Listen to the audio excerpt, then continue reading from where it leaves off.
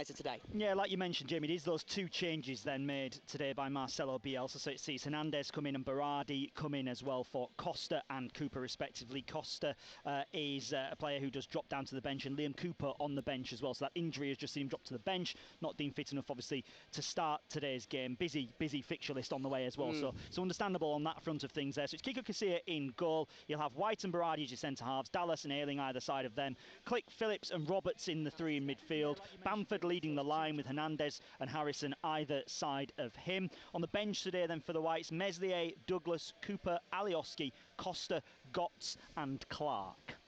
Interesting team news there from Marcelo Bielsa. We were discussing on the way down here, Noel Whelan, about how Leeds United would set up, what formation you would presume to go at from there, and from what Johnny says, you would expect a more orthodox four at the back, like we used to saying from Leeds United, and then with Phillips holding in that role, and then the three up top as well. Yeah, I think that's the way it seems, and that's what Marcelo Bielsa likes to do, and at the minute we're getting great profit from that. Yeah. So I think the big plus is the fact that Pablo's back in. Helder Costa has had a mixed bag of games since he came in for Hernandez since that injury, but he's not done enough for me. I still think Pablo would be my first choice from what I've seen.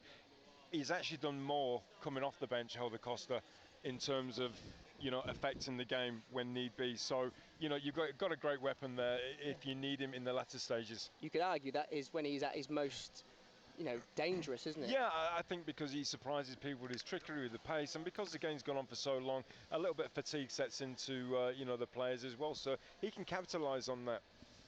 Now, if you've not been to Kenilworth Road, a few of us here today haven't really been used to the surroundings of Luton Town Football Club for quite a long time. It's a rather old school football stadium, isn't it, Noel? Where we're positioned, we're not that far away from the touchline. In fact, not many people are as well, because it's not the biggest of stadiums. One thing that really interests me about Kenilworth Road more than anything is the fact that the hospitality boxes, which are opposite us, are literally touchline side. So you could, if there's a problem with the managers on either side, you can certainly let your feelings be known. You can. They're pretty much leaning over your shoulder.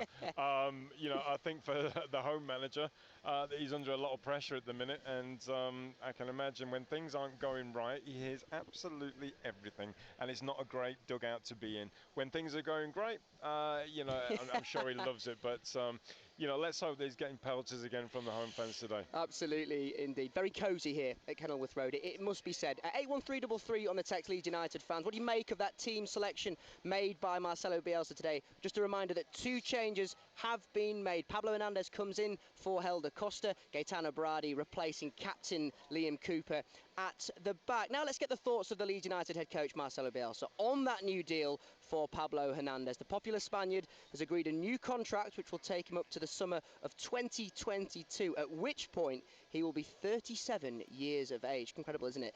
So just how key has he been to the success of Bielsa's time at Elland Road? I think the extension of the contract is deserved. He has a lot of impact in the team.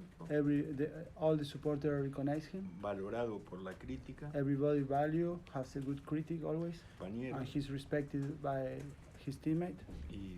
And he thinks the same. If a promotion is achieved this season, could Marcelo see Hernandez having a key role in the Premier League as well? Is he good enough to play in the Premier League? He doesn't like to imagine something that doesn't happen yet.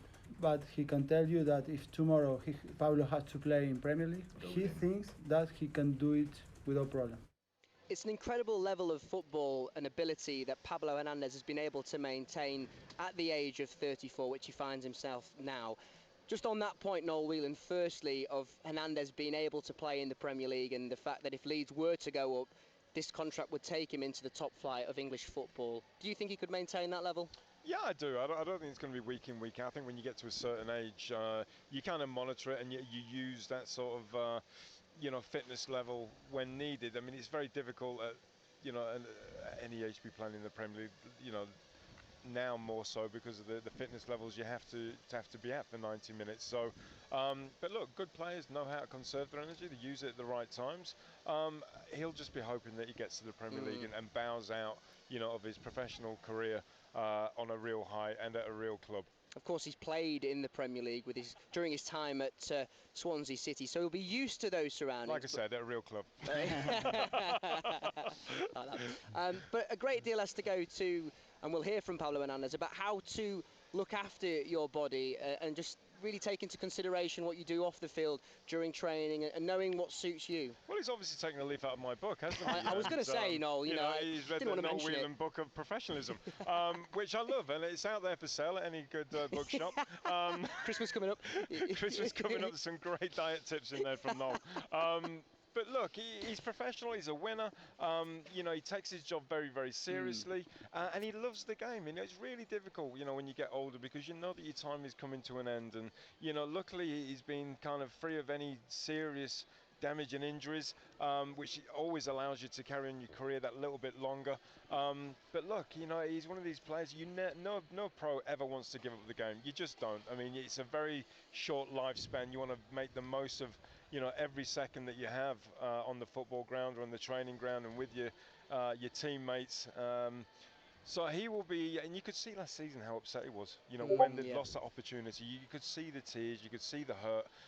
You know, he's going to use it as a driving force this year, and, you know, we know he's got the ability, you know, to play in any league. But, you know, we just hope he's going to be in the Premier League next season with Leeds. It shouldn't be undermined, should it, as well, Johnny, of how influential he is to the way that Leeds United play, particularly in the final third. Yeah, he makes them tick, doesn't he? Yeah. It's as simple as that. You know, he's the one who pulls the strings. He's the one who receives the ball, lays the ball through. I'm trying to think of what game it was earlier this season where he played two fantastic balls through to set up two of the goals in the game, when it was a game that really was quite even in the match, wasn't it? It could have been. I'm trying to remember which one I think it was Stoke. But yeah, Stoke it was. It was sorry, Stoke, yeah. And he played two fantastic balls that ultimately cut defences into pieces. And he's the only player that could have done that. He's the only player on the pitch who could have done that. You're right. In the squad. And that's what he does. That's what he does. He is that big a player for Leeds United.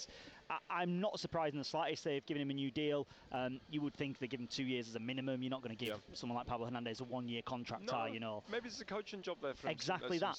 Exactly that. There could indeed be a coaching role down the line with Pablo Hernandez, but that's something we can talk about with him in the future, I guess. Absolutely, and that shouldn't go amiss as well, as how much Marcelo Bielsa has spoken in the past about Pablo Hernandez, not only about his ability on the field, but the human qualities that he brings to the team as well. And just to go back to that point that you said, Noel, about how much it clearly meant to him that Leeds had missed out towards the back end of last season. Yeah, look, I think every club needs a Pablo Hernandez, someone that's a role model, someone that goes about their job in a professional manner, week in, week out, whether that's training or playing. But someone that's, you know, got that quality that you want to be like, that you want to emulate that kind of pass, emulate that kind of goal. And you watch him just train to see where he picks up space, to see what he sees before the ball even comes to him. You know, and that's what great players do. They see the pass before they actually make it, because they're always scanning the pitch. They're always having a look that couple of seconds quicker than everybody else. One of the interesting points that one of our colleagues from the written press asked Pablo Hernandez about in the press conference on Thursday was about the role that Tyler Roberts has played, and Tyler Roberts playing that number 10 role, and how much Pablo Hernandez has been kind of helping him in that role. It's not a role that Tyler Roberts has played, and it's a different role for Tyler Roberts if he's looking to set up goals on a more regular basis rather than score them himself. So that maybe does give you a bit of an inkling about the fact that he might be thinking coaching-wise down the line, or at least he's willing to impart some wisdom on a player who's a decade younger than him, at least a decade younger than him. And like I said, Johnny, you know, it's not just the young players that are going to be learning off him. You know, it's still your more established, you know, professionals that are playing week in, week out. You never stop learning. You really don't. And that, even when I got older and I was at certain football clubs, and there's a young superstar coming through who's come through the academy into the first team, I would always watch and see what strengths that he's bringing, what people are talking about, and can I add what he's got to my game? You know, you're always looking to add that little bit more to your game. I was going to ask you that point, actually. You were talking about how the impact that Pablo Hernandez is having on Tyler Roberts and other players of that. Like when you were in your younger playing days, what kind of players, who was the one that really had the influence on you, like Pablo Hernandez is having? Well, I always used to watch Gary Speed. I mean, I just admired him, the way he went about, you know, so comfortable on the ball, the spring, the way he brought the ball down, the way he drove. He was quick, he was powerful, you know, he had everything. you know, and then you also look at the likes of Gordon Strachan. You admire Gary McAllister's passing ability, the range of passing. Everybody had something really special. I mean, I was really fortunate to play with these sort of players, and I saw Gordon the other night, and you know, I still speak to Macca now. But when you look back at their careers and what they did and how they went about the game, you talk about winning mentalities. Well, you can put Pablo in there as well, you know, alongside Gary McAllister, alongside Gordon Strachan, alongside Gary Speed, David Batty. The list could go on. You know, I really could go on with these sort of players, because that's what makes teams special, having those sort of individuals in your ranks that people follow. It was a really interesting article from one of our friends in the written press, who was comparing Pablo Hernandez to the likes of Gary McAllister, Gordon Strachan, Gary Speed as well, who all went on to enjoy careers well into their late 30s and were successful in doing so as well. It's probably best that we hear from then Pablo Hernandez, who of course signed that new contract earlier on this week, keeping him at the club until the summer of 2022, and he, as you can imagine, was delighted to get the deal finalised. Yes, I am very happy. I want to stay here. The club want me to stay here. And when both parts want the same, it's shows, you know. I am very happy to continue here the next 2 years, and now I can be focused just in the pitch and try to help the team to achieve the target. Was it important to get this sorted at this time of year so it didn't become a distraction, so you can just focus on the football? Yeah, normally for me this is not a distraction, but sometimes with this age, no, you know,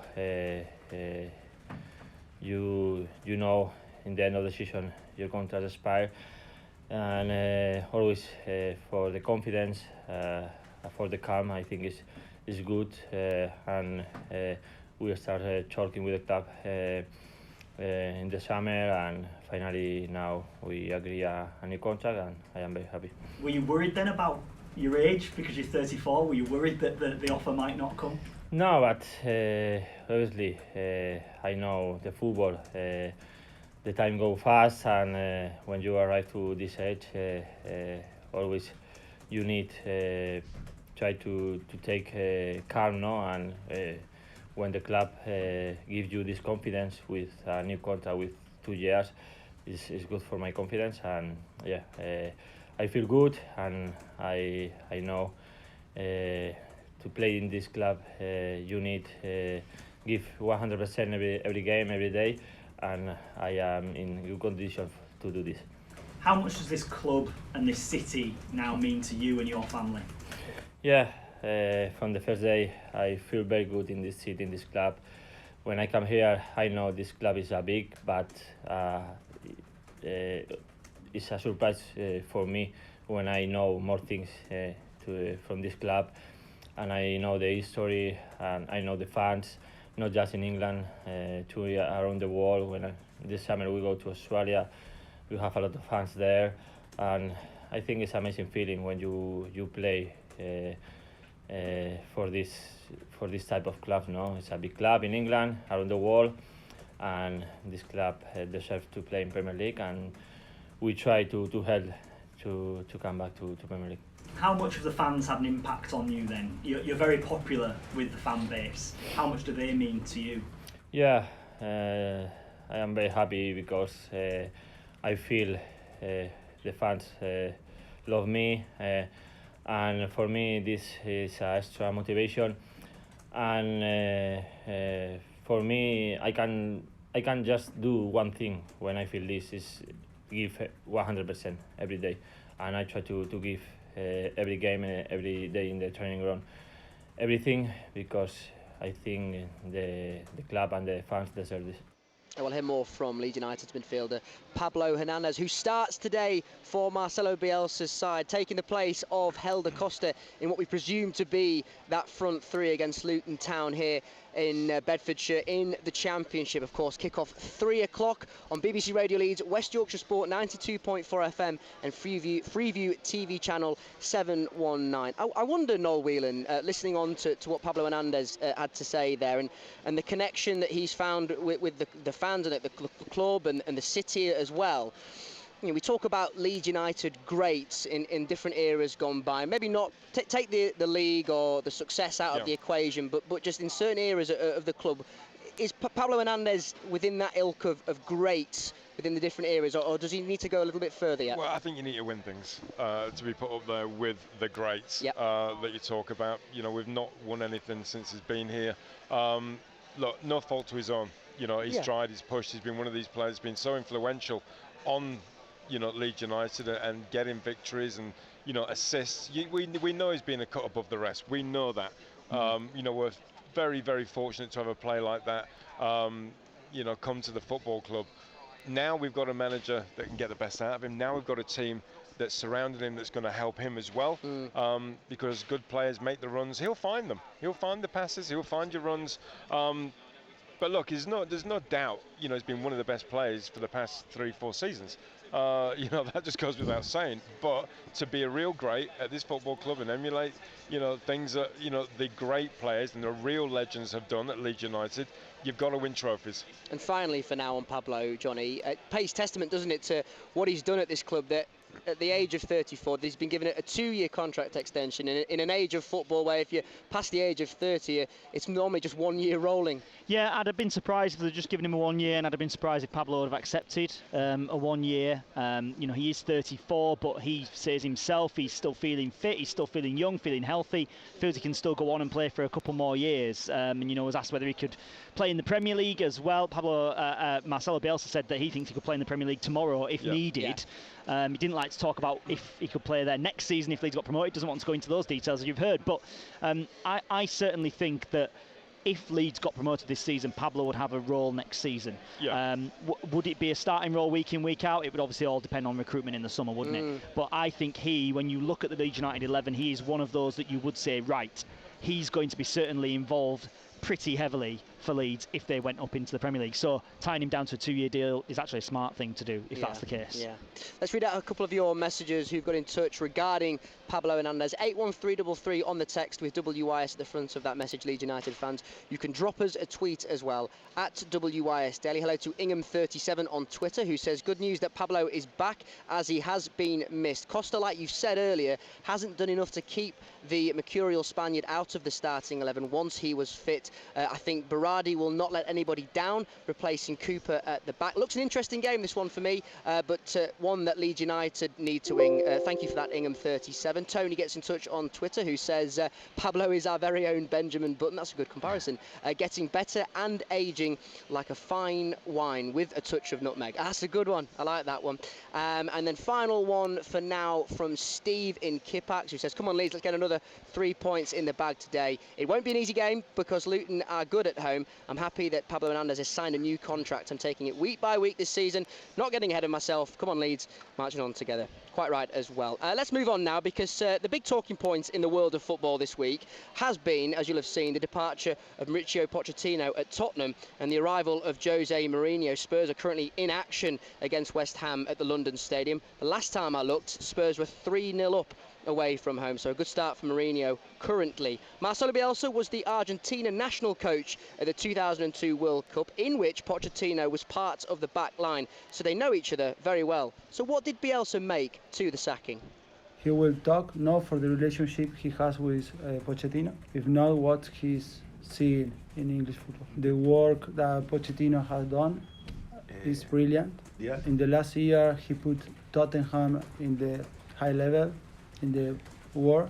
This for any manager is an achievement very important, and for him it's also more important yet, because the team that played the final the last year in the Championship League was a team that he built very carefully, and the performance of this team was more linked with the collective play that they built between him and his players than to top players who were bought for them. They didn't bought big players. This reality make the work of Pochettino even more important.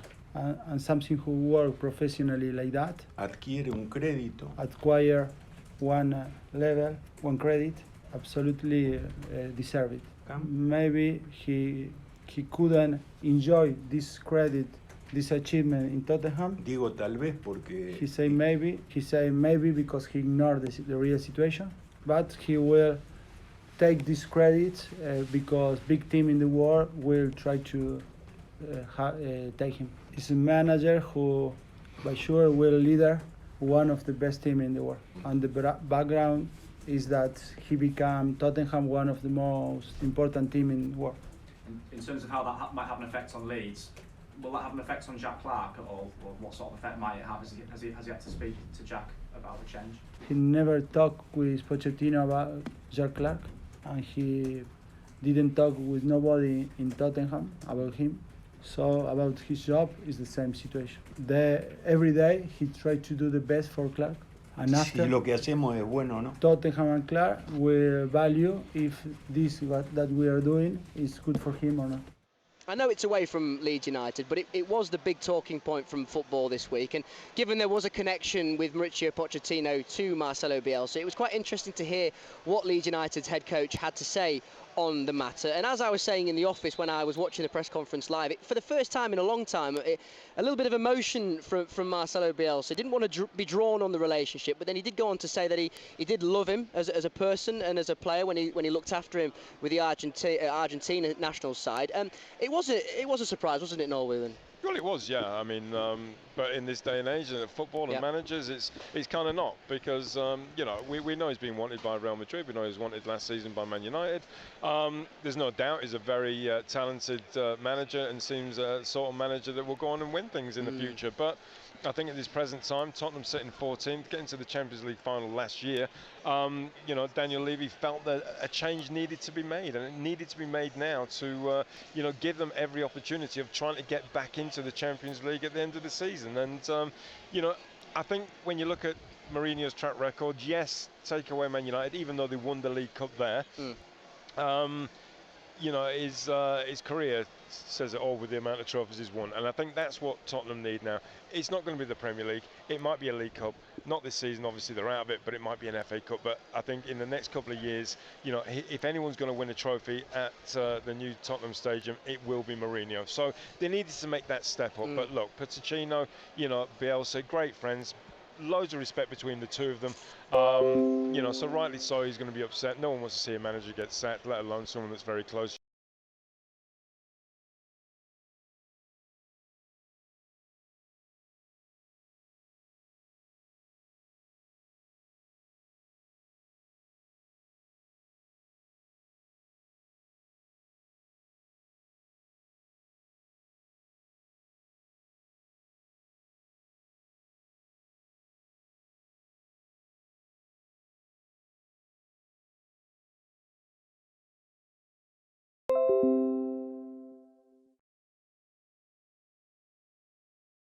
I think that's probably the case. I'll be very surprised if Jose Mourinho's even been told about Jack Clarke in this first couple of days. I'm sure he's been pretty busy trying to get the side ready for the game they're involved in at the moment. So I don't think it would mean any change. I think it will mean that Jack Clarke will probably still stay here beyond January, and then in the summer, who knows what happens. And I don't think that decision would necessarily again be made by Jose Mourinho. Plenty of you getting in touch actually with what is the full-time score now at the London Stadium, so thank you for that. It finished West Ham 2, Tottenham Hotspur 3, so the Hammers a late comeback, but Mourinho starts his time with Tottenham Hotspur with all 3 points, and that is what Leeds United will be aiming for here today at Luton Town. 3 points and a possibility of returning to the top of the championship table. We will have a reminder of that Leeds United team news in a few moments' time. The Richard Stead Breakfast Show. So I dashed off to the local fish and chip shop, and it was 12.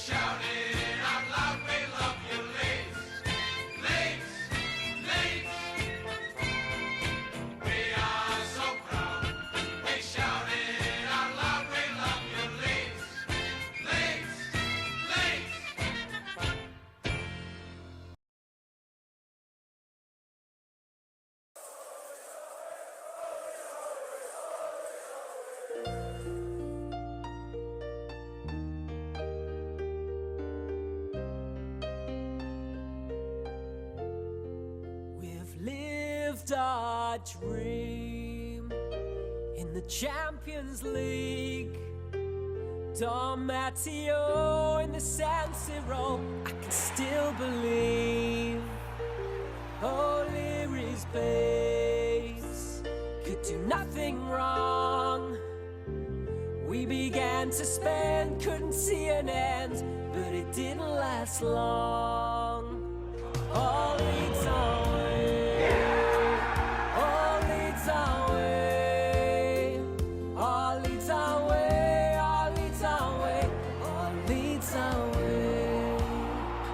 But we'll go to Ellen Road, no matter what you do. Cut me in half and I will bleed yellow, white and blue. Crazy times have come, could have made me cry, but for Billy's sake we will never break our leads till I die. All leads our way, all leads our way, all leads our way, all leads our way, all leads our way.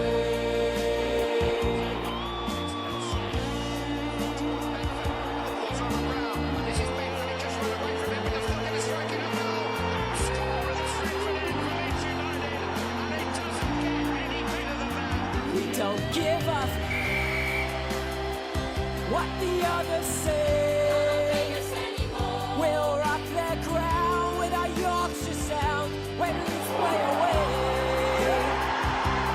Nobody likes us, we're a different breed, but we don't care, we'll always be there. All leads our way, all leads our way, all leads our way, all leads our way, all leads our way, all leads our way, all leads our way, all leads our way, all leads our way, all leads our way, all leads our way, all leads our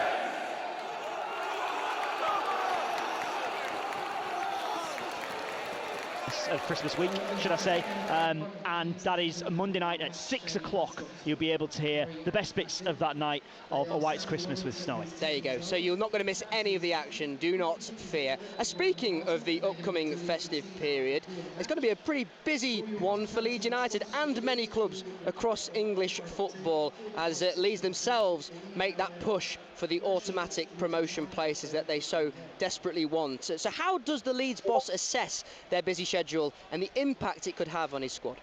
We consider the same that you are saying.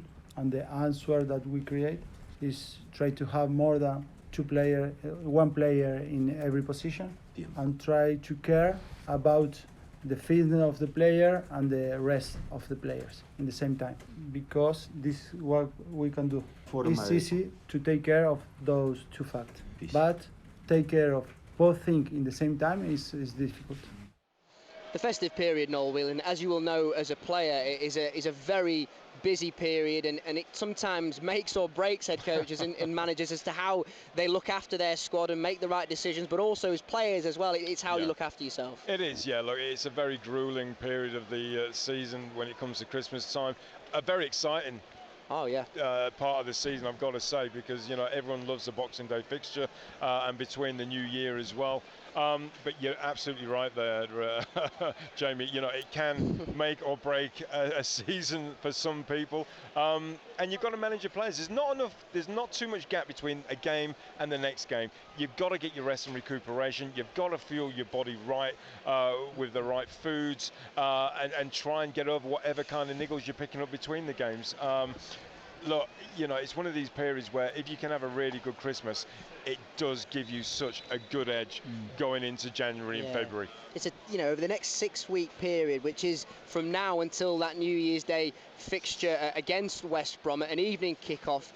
10 games in 6 weeks, where Leeds will face Middlesbrough at home. There's that big West Yorkshire derby away at Huddersfield Town. They will then play away at Fulham, host Hull City. Looking at these fixtures here, host Preston North End as well. There's going to you shouldn't undermine the fact that this really could make or break Leeds, and they'll probably get through it, but it's how they go about doing it. Yeah, and I think that's why today's a massive game. You're looking at the Middlesbrough game, which is a beatable game, because they're not the same Middlesbrough they used to be. Then you've got Hull at home.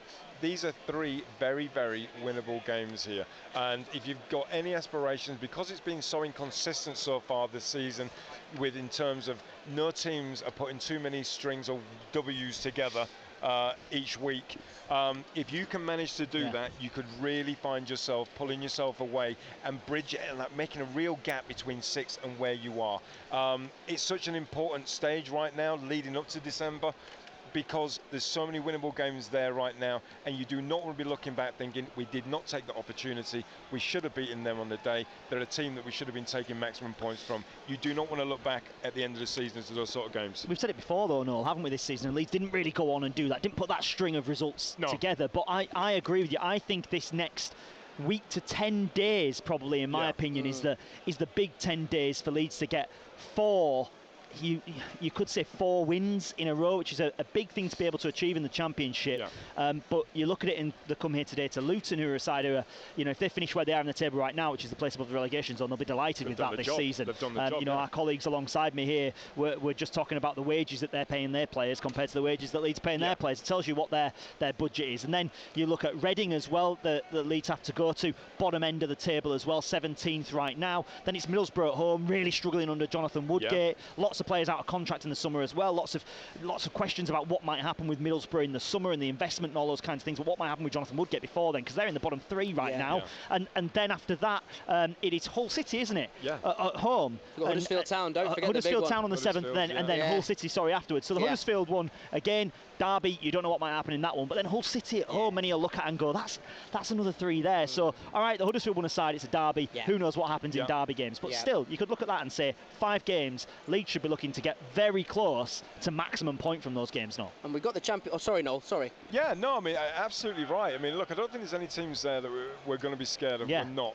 It's just whether we can, be lucky enough with injuries, niggles, keeping people fresh, getting that momentum, getting that confidence and belief, and really taking, the game to the league. Momentum's the key, isn't it? Absolutely. You've got to start picking it up. And now we've got what here? We're looking at it now. You just showed me, Jamie. Win, draw, win, win. Now I want to see another 2 wins next to that. That is what's going to be a difference. If you can put a row of green together, you've got a real opportunity. And you're looking at the Championship table, 5 points separate first, which is West Bromwich Albion, right down to 7th, which is Bristol City. You don't want to be in that pack. You want to, if you really want to push for automatic, if you really want to push to win the league, but automatic is key, isn't it? You want to have a breakaway, don't you? Like, a bit like last season. There was a cluster at one point. Leeds really did have a gap at one point, and you felt from there on in that if you just keep that momentum going, Johnny used that word, then you can pull away. Yeah, I think it's like an athlete. You know, you stay with the pack for so long, then when you start sprinting away, can they keep up with you? Because once they see you striding a couple of feet in front of them, you know, which is what Norwich did last season. Yes, good point. Have you got the strength in there and the character to catch up and stay with them? You know, you've got to start asking questions of the teams below you now. 81333 on the text, Leeds United fans. You can get in touch with us this Saturday afternoon. WYS at the front of that message. You can also tweet us as well at WYS Daily. I think Pablo Hernandez has just hit one of the fans to our left-hand side, one of the Leeds United fans towards our left-hand side, as an apologetic right hand goes towards that person. I think they're Luton Town fans, actually. Are they? Yeah, the end behind the goal there is actually split. 3/4 of it is Leeds United, or 2/3 of it is Leeds United fans, and the final third of it is actually Luton Town fans. So I think he did hit one of them. And the Luton fans are actually goading the Leeds players because the shooting drill is happening right in front of the Luton fans, and every time you hear "way" in the background, it's because Leeds have missed in the shooting practice. Have they missed, or are they actually going for them? Well, I mean, Calvin Phillips just popped one in. Yeah, Hernandez has popped one in. Let a couple of fly past the bar as well. Click's not playing. Jack Harrison's going to be next. Pressure on for Jack Harrison now. 3 and 3. Can he make it 4? Here we go. Bang. Hits the post. Says a lot, doesn't it? Right. We'll read him on out the bench. You can tweet us as well, I must say, at WYS Daily. Quite a few of your messages to read out. In a few moments' time, we'll get to those, because more now from White's midfielder Pablo Hernandez, fresh off the back of signing his new contract. The 34-year-old still believes he could pull the strings in the Premier League, as we've discussed, should the club achieve promotion this season. Yes, obviously. I know it's a difficult league, but I play in this league before. I play in the Spanish league, and I know it's difficult because it's a big league. If we play in Premier League, obviously I have another good players here in the squad, but I always say the same. I feel very good now. I feel young, and I know I am ready to play in this league and in the Premier League. Are you still learning under Marcelo Bielsa, though? Yes, I always say the same. It's a great surprise for me work with him. I learn a lot of things from him. Just knowing the sportive way to in the personal, in the like a human being, and this is important for me. Great experience, and always I try to learn the positive things from my managers, and I am an experienced player, but the last 18 months when I work with him is a great experience. Has he had a big impact on you then as a person, not just as a footballer? You mentioned it, but has he had a big impact on you as a person? Yes, I think he helped the players to know some things outside the football, like give value to the people around the club, the fans.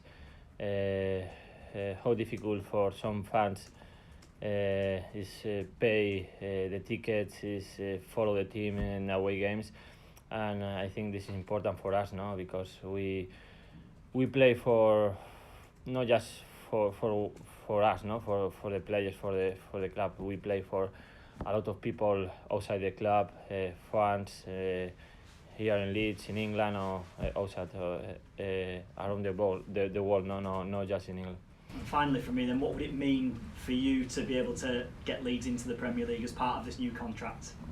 Yes, of course. I try to help this club.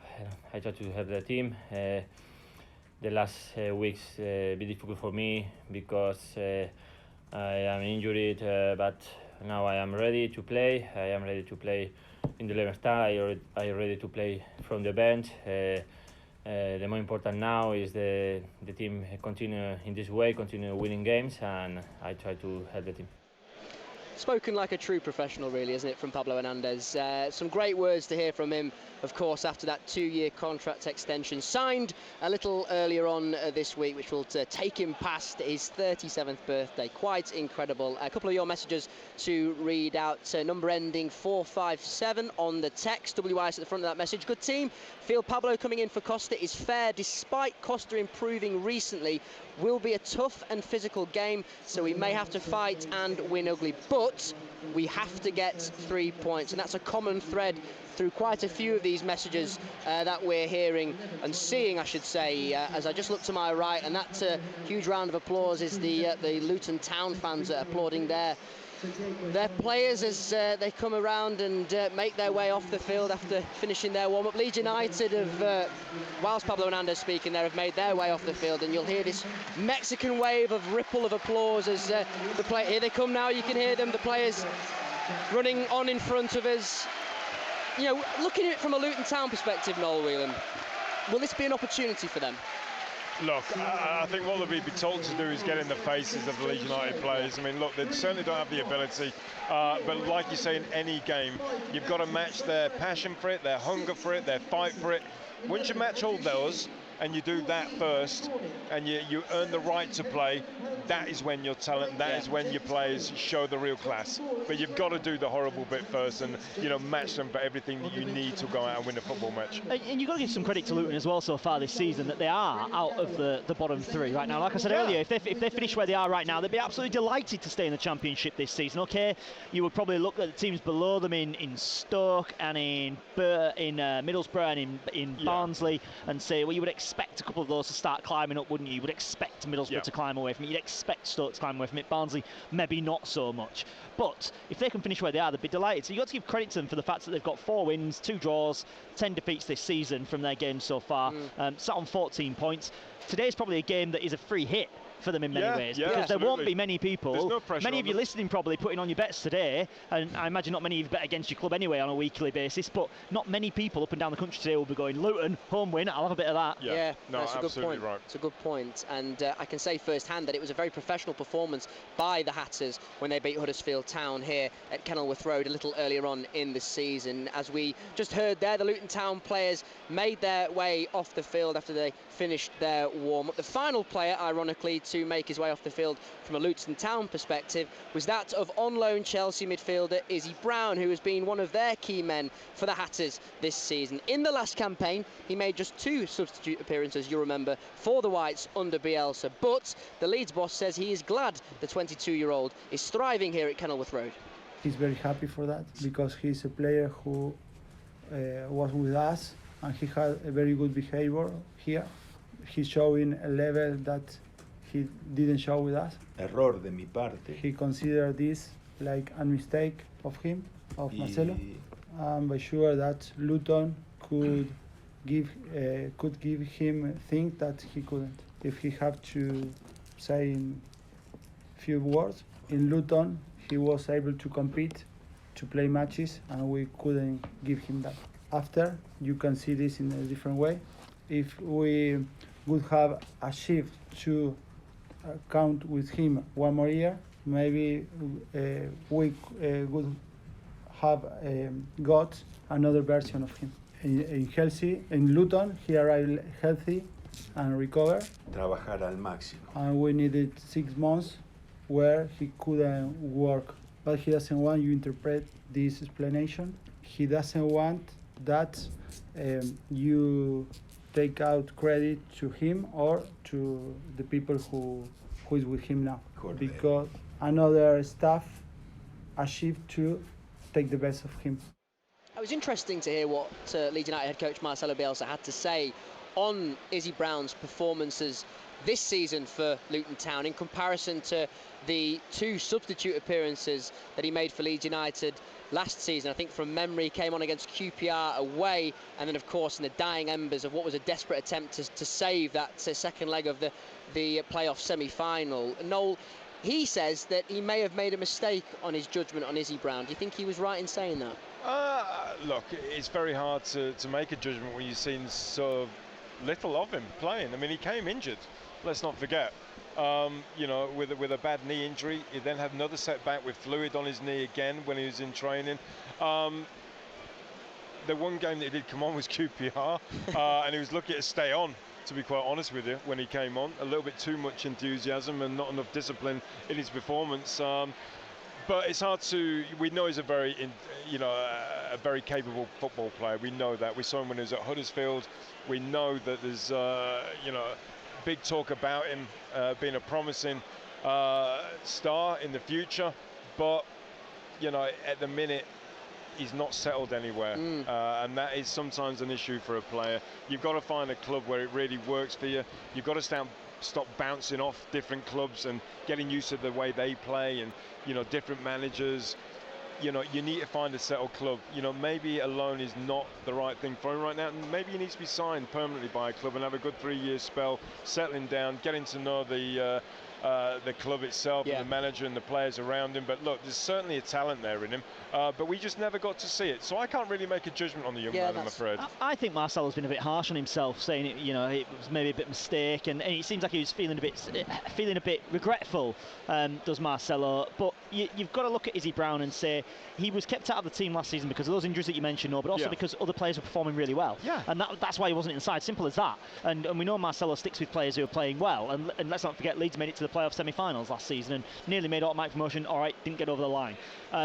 But Izzy Brown looks good here as well, and this is with all due respect, but Izzy Brown looks good here as well because he's playing with players who aren't of the same calibre as the Leeds United players that he was playing with last season. So he is going to stand out. He should stand out as a Chelsea loanee for me here. Yeah, absolutely, Johnny. You're completely right. I mean, sometimes it is, difficult to be that star player when the other players around you are probably not as talented. Yeah. I think we saw that sometimes even when Pablo came to Leeds, that he was one step ahead, and he found it difficult to understand why, when he was playing in the Premier League, those players will be there on that pass, and they'll be expecting it. Why, when he comes out of the Championship, the Leeds United players at the time, they weren't.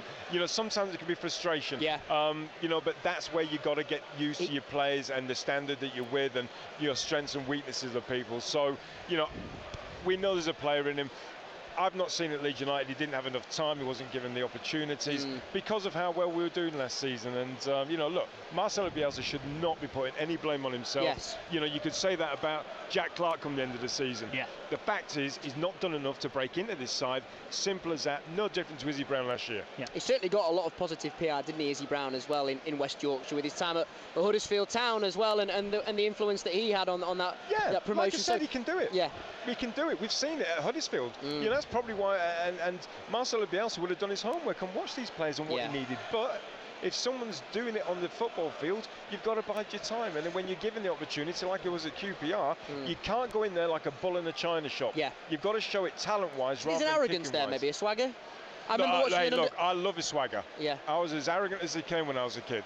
I trusted my ability. Too much. But there's a happy medium there. Yeah.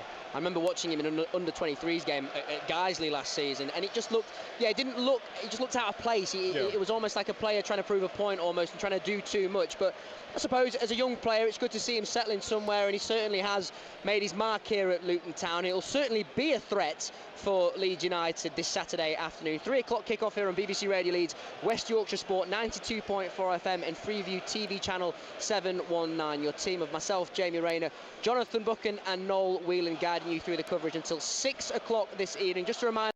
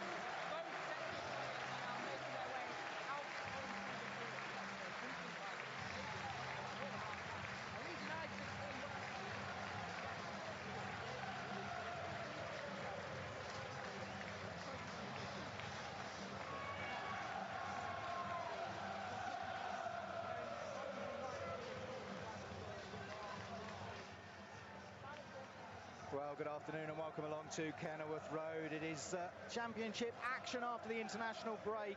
It is Luton Town versus Leeds United this afternoon, and the Hatters making 5 changes from the side that lost at Reading 2 weeks ago. Returning is skipper Sonny Bradley, then coming back in Andrew Shinnie, Pelly Ruddokampanzu, Izzy Brown and James Bree. So the full starting 11 for you this afternoon. James Shea in goal, then it's Dan Potts, Ryan Tunnicliffe, Sonny Bradley, Matty Pearson, Andrew Shinnie coming in for his 8th start of the season, Harry Cornick, Pelly Ruddokampanzu, James Collins back from international duty with Ireland, Izzy Brown is fit again, and James Bree. On the bench for the Hatters is Callum McManaman, goalkeeper Simon Sluga, who made his 2nd appearance for Croatia in the midweek, Luke Bolton, Brendan Galloway, Kazenga Luar, Lloyd Jones and Jake. Luton will line up in the diamond formation, but we'll confirm that for you once we get underway. Luton will play in their orange kit with a change of sponsors today, as Indigo Residential kindly give up their sponsorship, and it will be Signposts, a local charity, that are on the shirts, proudly displayed on those shirts out there this afternoon. Leeds in their change strip, it's a very light blue as the captains go over with the officials. Alongside me in the commentary box is a warm welcome back to Adrian Forbes. Great to have you here again, Adrian, and what a huge match this is for Luton Town. It certainly is, and you know, everyone will know the recent form, and you know, it is important to, as we said earlier, put on a good performance today for the fans that are here. And you look at the ground already, it's full, as it is every week, but it's important the lads put on the right performance today against what is going to be a strong Leeds side, and a Leeds side that a lot of people would have seen as strong promotion contenders at the start of the season.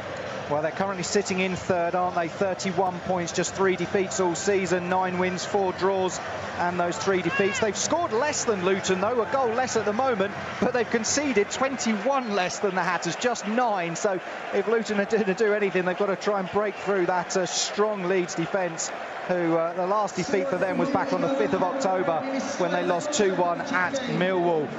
It will be Luton that are going to get us underway, attacking from left to right. They're kicking towards the Kenilworth Road end in this first half. A change of ends there from kick-off. And it will be Luton who will wait for the referee. John Brooks' whistle. He took charge of the match against Fulham just a few weeks ago. 12 games for him this season. 40 yellow cards shown. In fact, it's going to be Leeds, to kick off. I thought Luton were lining it up, but it is Leeds that are going to get us underway. My apologies. And it will be Patrick Bamford to get the game started. Welcome to all those tuned in around the world on iFollow and here inside the ground on Hatters Vision. So Leeds get us going. And it's on this left-hand side quickly for Harrison. Jack Harrison has lost possession. Cornick wins a throw-in, and Cornick playing on the right-hand side of the forward line. It is the diamond, I would think. We're just looking. Looks like Shinnie on the right. Tunnicliffe on the left, is it, with Mpanzu at the base? We'll have keep an eye on that. Chip ball forward there from Brown. Finds Collins. Collins on the right-hand side. Back pass there from Berardi, one of the 2 players coming in for Leeds. Shinnie's got a header away, and he's headed it down the line, but he's going out for a goal kick for Leeds United. Yeah, it certainly does look as though it's Shinnie on the right and Tunnicliffe on the left of that diamond formation, Adrian. Yeah, that's exactly what it looks like now, and it's going to be important, you know, how they set up there with Pelly Ruddock just securing things in front of the back 4, but ultimately trying to get Izzy Brown that position where he can get in between the Leeds defence and Leeds midfield, get on that ball, play forward to create those goal-scoring opportunities. Leeds playing it around at the back at the moment, and they're just playing it along their defensive line. High ball downfield by Berardi. It's looking long for Harrison, but too long, goes beyond him. And it's out of play for a throw-in on this near side. Earlier on today, there was a game in the Championship, and it finished 2-2. Charlton 2, Cardiff 2. Charlton took the lead, were 2-0 up at half-time, but under new manager Neil Harris, Cardiff turned it around in the second half to get 2 goals and take the draw from their trip to London. Pearson on the 18-yard line, clears it long downfield. Brown it is that's got the ball to Tunnicliffe now. Brown gets it back. He's got Collins out wide on the left-hand side. Just losing possession there, though, and Potts trying to win it back. He left back upfield, but now Leeds have it back once again. And it's forward, and they look to... In fact, Luton have laid it back. And it's going through for Shea to clear long downfield. Header away there by Berardi. Shinnie's got a knock-on header to Bree. Bree lays it down the line. Cornick's taken possession. Then lays it looking for the run of Bree, but it's intercepted there. I think Leeds playing 3 at the back by the look of it, aren't they? They are, and it's just going to be important there for Luton with them playing that 3 at the back. How do we exploit the space that's going to be left in the wide areas? There'll be a great opportunity for Cornick to get round the outside, and actually what it might create is more space again for Izzy Brown to get onto that ball. Just having a look to see how that formation will maybe help the Hatters today. Cross into the edge of the area, but Mpanzu's there to defend it. And he's come away with the ball now, puts one high. Cornick's chasing after it with Berardi, but it's long and out of play. And it will be a throw to the visitors. And they have possession on the edge of their own area. Just played forward now to Calvin Phillips. They're playing with Bamford up front, basically on his own, aren't they? And just trying to see how their midfield is settling down, Leeds, and they attack down the right-hand side now. Playing the ball forward there to Klitsch on the far side. Now the good run there from Roberts, gets the cross in. Bree's got a header up, it's come out to the edge of the area where it's falling for Dallas. Stuart Dallas a challenge in from Pearson, still playing the ball around. On this left-hand side, Berardi plays it out wide left. It's cross into the box, it's Tunnicliffe that's got a block to it, finds Bree, Bree clears it downfield, Brown is underneath it, controls it nicely, lays it off to Mpanzu, he goes back to Potts. Potts then has got possession left-hand side inside his own half, and now just takes the sensible route to Bradley. Bradley to Shea. Shea's going to come short to Pearson on the right-hand side of the area. Pearson looking downfield, takes a touch and then chips one up looking for Cornick. It's over his head, played away there. Dallas comes involved. Dallas playing the ball back into his defensive line. And now with Leeds over on the far side of the field. There's some movement here from Roberts, and he beats Shinnie to the ball, and then it's a nicely one out wide looking for the run of Matthias Klitsch, but it's a good interception there from Kelly Ruddock-Mpanzu to deny the through ball to him. And it goes back to Shea. Quickly check with the keeper that he could pick it up there. Always a worry for the keeper that if the referee sees it completely different to everybody else and awarded that as a back pass, but it clearly wasn't. High ball over on the far side. Header away by Leeds.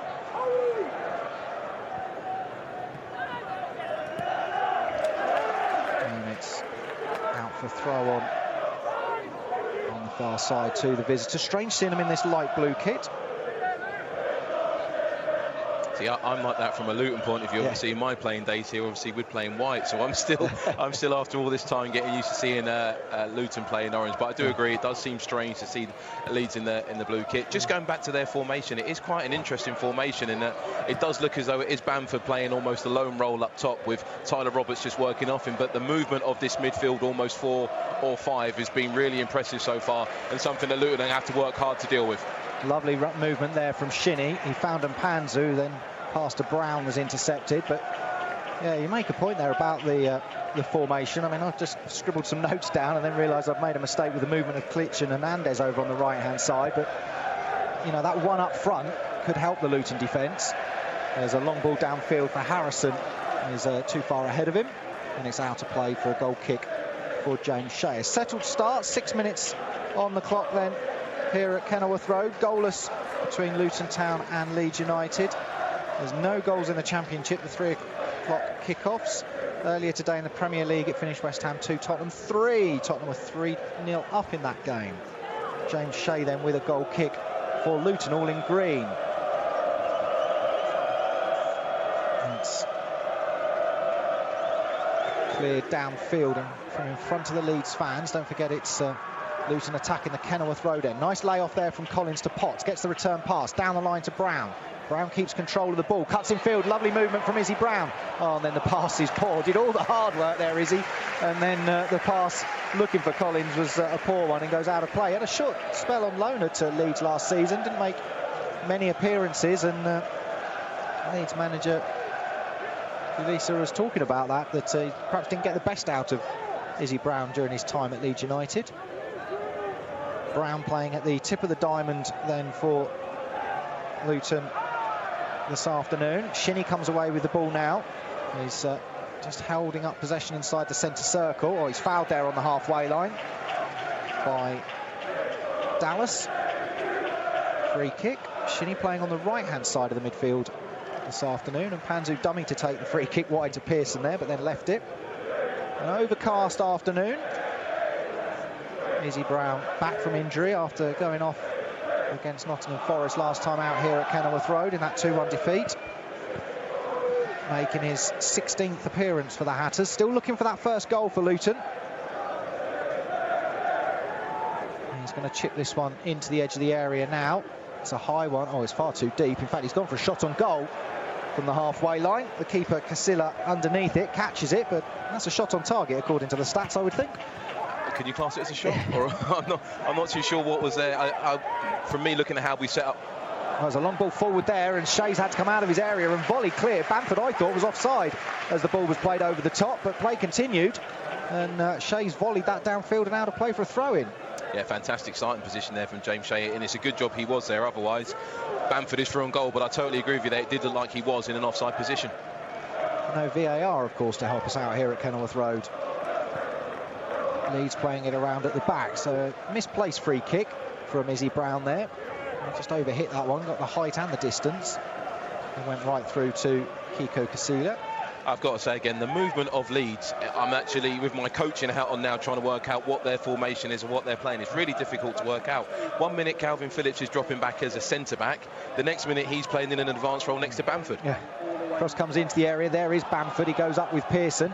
Bradley's got it away. Of course, he's back in the side after missing out at Reading. That 3-0 defeat.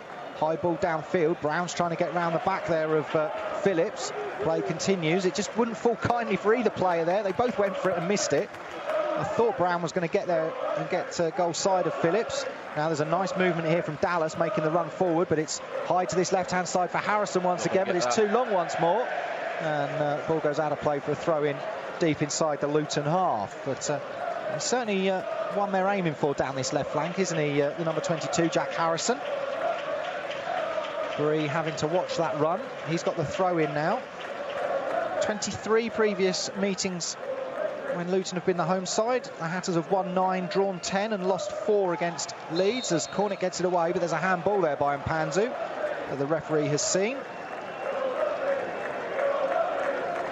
And it's 3 years since Leeds were last here. That was in the League Cup. A 1-0 victory for them. And the last time in the league was actually a League One tie back in January 2008. A 1-1 draw. Sam Parkins scored for the Hatters. The season before, 5-1 victory for Luton Town here against Leeds United. Although, unfortunately, that was the beginning of the end for that season. The way things were after that. There's free kick taken by Leeds, headed backwards by Luton. It's gone through. Tunnicliffe, I think, has got the flick on. And it's gone behind for a corner kick. He's leapt up well there, but it's then gone backwards and out of play. Yeah, it's a lovely ball in, and it's one of those balls in that it's crying out for someone to go and attack it. Fortunately, it was a Luton player that just got enough of a shave of his head on it to send it off for the corner. But here, looking at the size of the Leeds team, you know, they have to be very, very strong defending this corner now, Luton Town. So over on the far side then, first corner of the game Luton have left Cornick upfield, so Leeds have 2 men back. Corner's whipped in near post. Collins is there to head it clear. Cornick racing to get there, but Leeds have possession. It's with Hernandez, and then he's knocked that up completely. It has gone out. It's a Luton Town goal kick, and we can all breathe a sigh of relief at that one. But James Collins there back defending. He's been away with Ireland and played in one in the friendly against New Zealand. Didn't feature in their Euro qualifier. They're through to the playoffs, of course, now. Simon Sluga did play half a game for Croatia in midweek. Kept a clean sheet in the second 45 minutes there. To his confidence, the world of good. James Shea, though, still preferred this afternoon. Clears downfield. It's Collins that gets a solid header on. Cornick's chasing after it. He's up against the defender there. Cornick back to goal, right-hand side of the area now. He's up against Berardi. He gets the cross in. It's blocked by Leeds, but they're going backwards. They now get the ball away to the edge of the area, and there's a player behind the pillar that I couldn't see there and was about to call a misplaced pass that Luton were going to pounce on, and then realised that it was being played away by Leeds. Chipped downfield by the keeper Casilla to Dallas. They've got time on the ball now, Leeds. They chip one over the top. It's a good run here from Harrison. It's been left by Roberts. Harrison just back heels it to keep it in, but straight into the path of Bree. Bree slides downfield, and Luton there. The referee realises he's made a mistake. He apologises to Andrew Shinnie because Shinnie released Cornick down the right side, but the referee brought play back for a sliding challenge, I think, by Roberts in on James Bree. He didn't make any contact. Bree was OK. The ball's carried on, and the referee's been far too quick to blow the whistle there. He has been far too quick. You can totally see from our point of view why he's blown for the free kick. But if he just held on a little bit longer, potentially we've got an opportunity to get into the attacking final third there. So frustrating, but in respect to the referee, he did hold his hands up straight away and realise his mistake. Yeah. Only takes a second or two, doesn't it? Oh, free kick there from Shea is poor. It's gone straight out of play for a throw-in. You know, the thing was, it was a sliding challenge. He missed everything, but it did put off Bree's pass. But although the pass was fine, the referee has immediately blown. But there was no contact, was there? He didn't make any issue on Luton's attack. It didn't at all, and the intent was there from the tackle. And yeah, you can see why the free kick was given. But ultimately, the referee being so quick to blow that whistle has stopped a good attacking opportunity for Luton. Adrian Forbes here alongside me on iFollow and Hatters Vision this afternoon. Tuning in, it's 0-0 with 14 minutes played here at Kenilworth Road on the edge of the centre circle. Klitsch has the ball now for Leeds. A nifty back heel out wide to the right-hand side. The cross comes in low to the edge of the box. Roberts is there. Tries to get away from Potts. Roberts chips it up with the outside of his boot. It's a diving header away there by Luton from Shinnie, of all players, back in the defensive line. Leeds still have the ball on this left-hand side. They get the cross in. Shea's there to pluck it out of the air, though, with Bamford racing in, trying to pounce on that cross from Harrison on this left-hand side. A brave header from Shinnie, though, and then Leeds put pressure on this left-hand side, but Shea's equal to it. 14.5 minutes played then. Fairly settled game. Luton haven't really had a chance in the final third at the other end. Shea with a good kick downfield. Oh, Collins there, pushed off the ball, is he? Referee says no. Collins has gone flying to the ground. Leeds have kept possession in just on the far side by the corner flag, and Ayling there, Luke Ayling, the lead skipper. Oh, that looked fairly clear cut. Collins complains, but referee John Brooks not at all interested. Yeah, I'll defend him a minute ago when he broke up our attack unnecessarily by blowing the whistle too early there. But for me, how he's not seen that as a free kick, I do not know. You've got an attacking player that has the opportunity to turn and drive towards goal and try and get on the end of that pass. He's quite evidently looked like a two-handed shove from here. So frustrating there. Very frustrating that the official, clear view of that, waved it away, didn't he? It wasn't as he couldn't see it. Waved away Collins' appeal. The problem now we've said this before in commentary, is if a referee thinks an attacker is trying to gain advantages, when there is one go his way, the official then doesn't give it because he's been used to not giving them. Long ball downfield from Leeds has gone out of play. It is a goal kick, to Luton Town.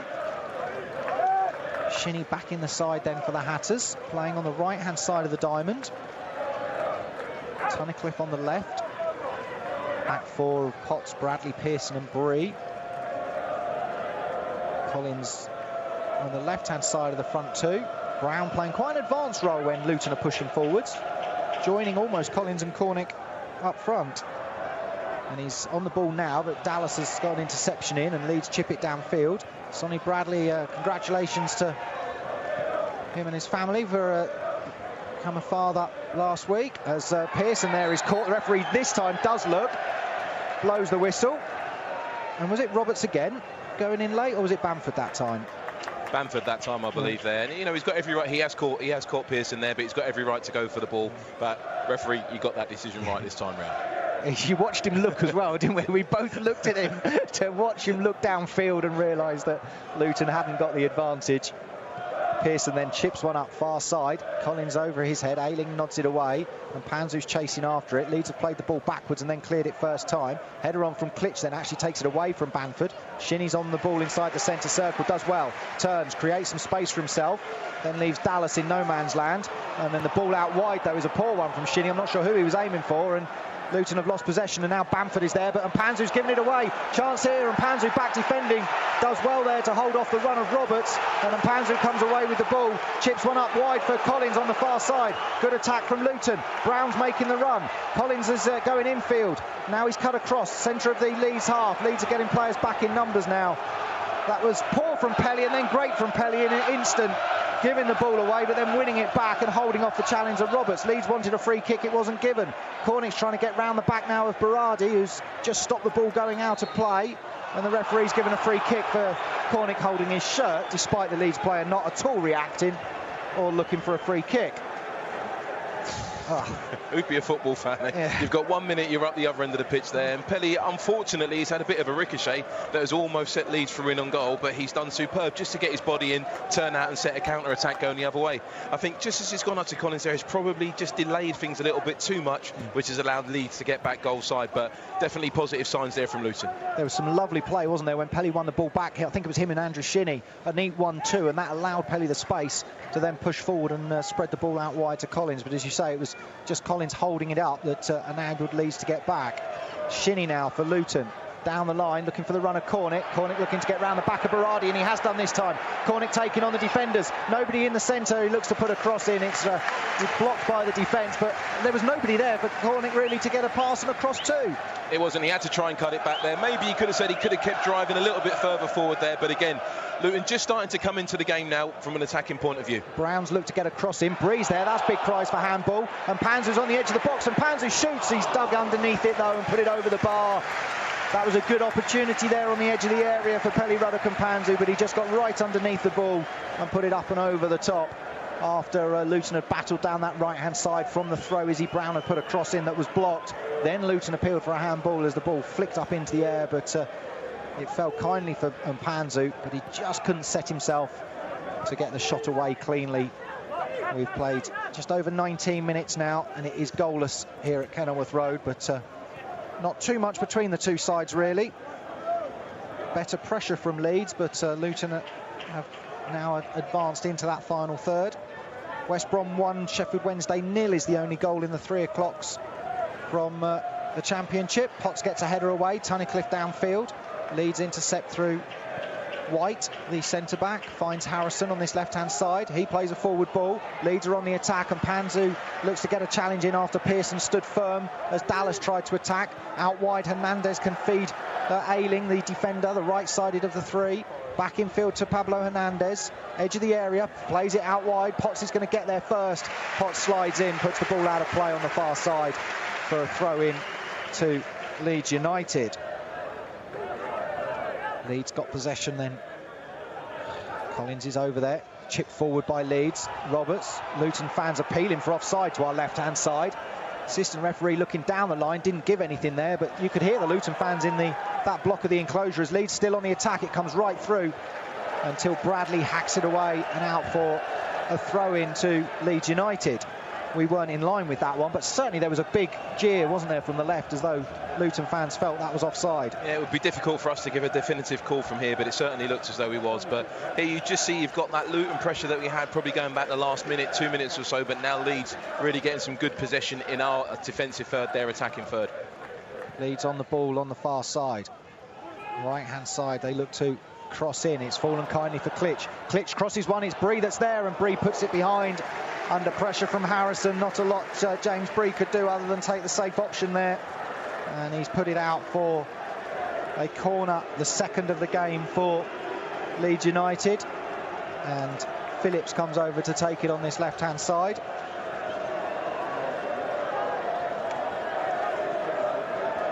Again, this time it's Brown that's upfield for Luton, so Leeds leave 2 back. Cornick is on the edge of the area. Should Hatters head it clear. Hernandez is there with him. Cross comes in, far post. It's headed away by Tunnicliffe. He's chasing after it. I don't think he's going to be able to keep it in. He didn't give up, though, did he, Ryan Tunnicliffe? Only at the last minute did he realise that if he didn't slow down, he was going to collide with the advertising boards. Throw into Leeds. Low ball to the centre of the Luton half. Phillips chips it up. Breeze there to head it clear. He's found Shinnie, who can chest it down. Shinnie looks to bring it away first time. Finds Brown. Brown with a nice touch. Brown's got Cornick making a run. Still Izzy Brown. Feeds Cornick right-hand side of the area. Cornick's inside the box. It's blocked, though, and is coming out of play for a throw into Luton on this right-hand side. Lovely touch and pass from Izzy Brown there to release Harry Cornick. But great work from Shinnie to release the ball in the first place. Collins, short ball forward to Cornick. Cornick back to Bree. Bree on the edge of the area, finds Collins. Collins inside the area, he's fouled, surely. No, says the referee and his assistant. Looked as though Collins was bundled over from behind there as he took control of that one. He gets back up. He doesn't make too much of a protest, but certainly there was a coming together inside the area there. Officials gave nothing. Well, I think you're looking at there for me. I think from an official's point of view, you've got to look at the player that's in possession in the box. Is he going to want to go to ground or get his shot off there?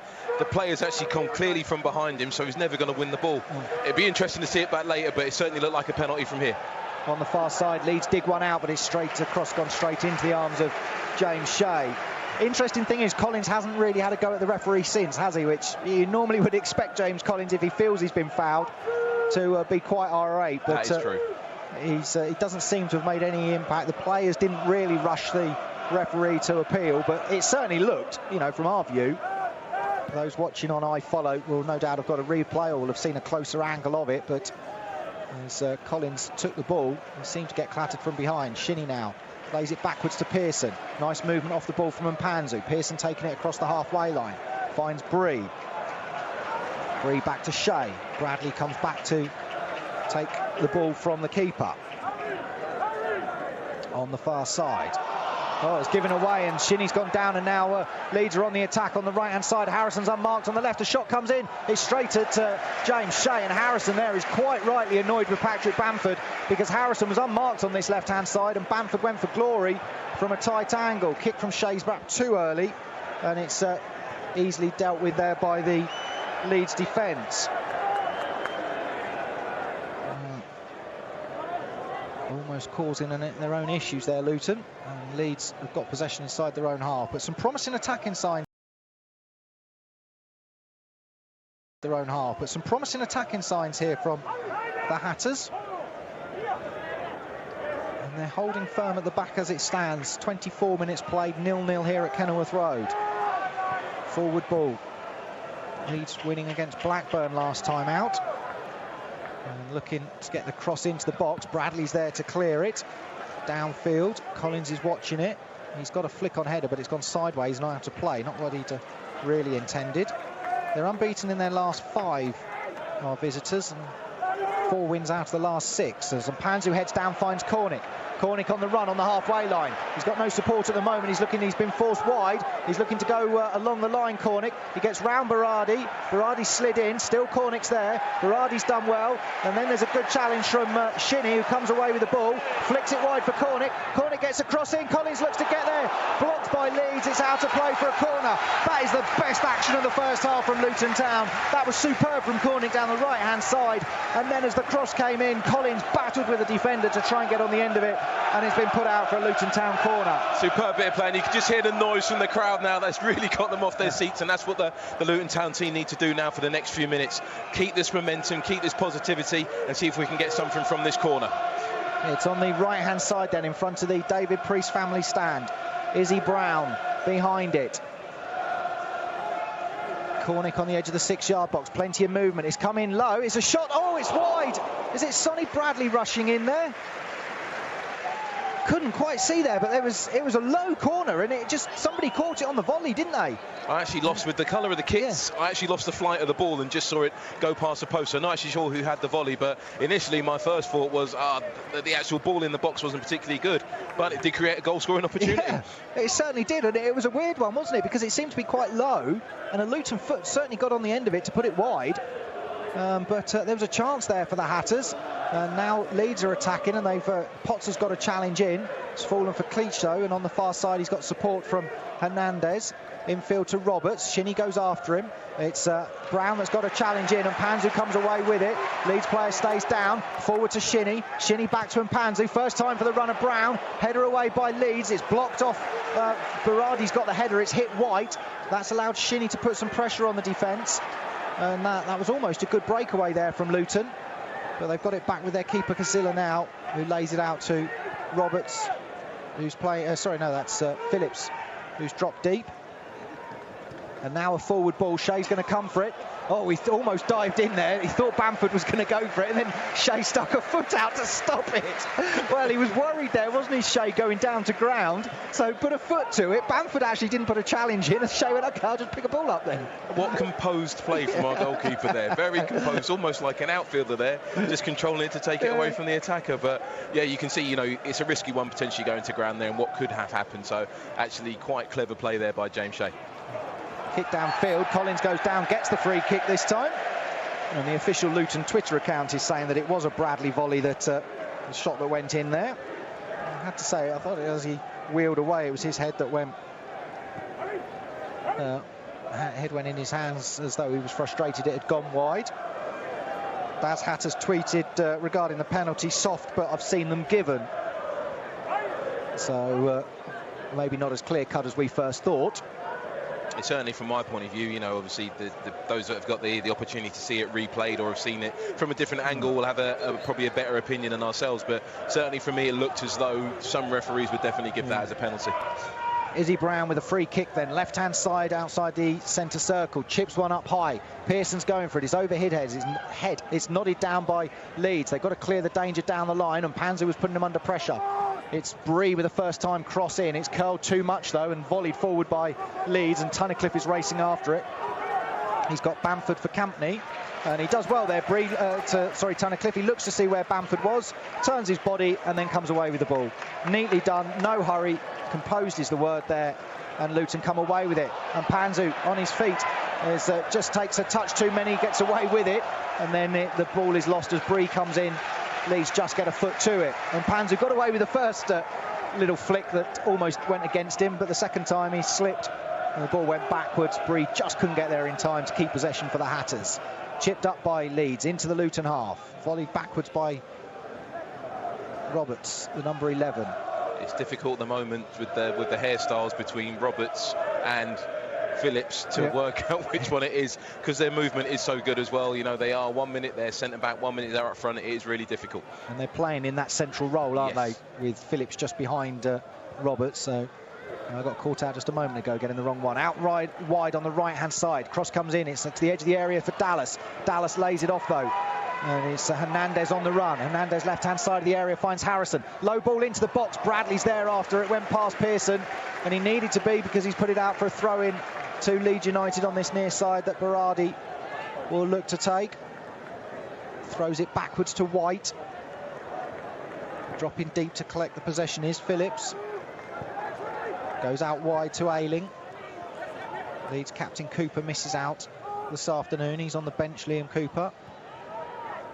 Hernandez under pressure from Shinnie, and a foul's given against Andrew Shinnie there, and it will be a free kick, centre of the Luton half. Half an hour played then. It's goalless here at Kenilworth Road. Short free kick taken by Leeds. Right-hand side, the cross comes in. Pearson beats Bamford in the air. Collins helps it downfield. It's intercepted by Hernandez. Collins looks to get there again, but he's headed it out of play. Yes, he has, and then he collides into the Leeds dugout, because that is very tight to the touchline there. Blackburn 1, Barnsley 0 in the Championship. Goal there for Bradley Dack. And when you're looking at only 3 teams below you, one of them being Barnsley, we're grateful for that scoreline from Ewood Park. Goalless in all the other games, bar West Brom 1, Sheffield Wednesday 0. Leeds playing it around inside their own half at the moment. Just having the ball now with Berardi. Cuts in field, right-footed, chips one through the centre. Chance here for Leeds. Bamford's hit the post, and he's put it wide of the target there where it looked easier to score. Everybody stopped. They thought it was offside. The cross comes in, headed clear by Potts. We'll come back to that in a moment. It's still with Leeds, edge of the area. Chance for a shot. It's drilled in. It's saved by Shea. It's blocked again by Shea from the follow-up from Harrison, and goes wide for a goal kick. But you go back to that earlier chance. How on earth has Patrick Bamford missed that? Has his teammate put him off there, Roberts, running into his path? Because that looked easier to score for Bamford than it did to miss. Somehow he's put it onto the post and wide. But the Luton defence was static. They all just stood and watched, didn't they, Adrian? They certainly did, and you've got two people there. One of them at least must have been in an offside position, but with the rules now with regards to offsides, it's hard to decide who was on, who was off, timing of run, timing of the pass, etc. But let's take nothing away from James Shea's double save there. The first shot was a good shot, great save down low to his right-hand side, but to get up, react, and actually get the next shot as well, fantastic double save there from the goalkeeper.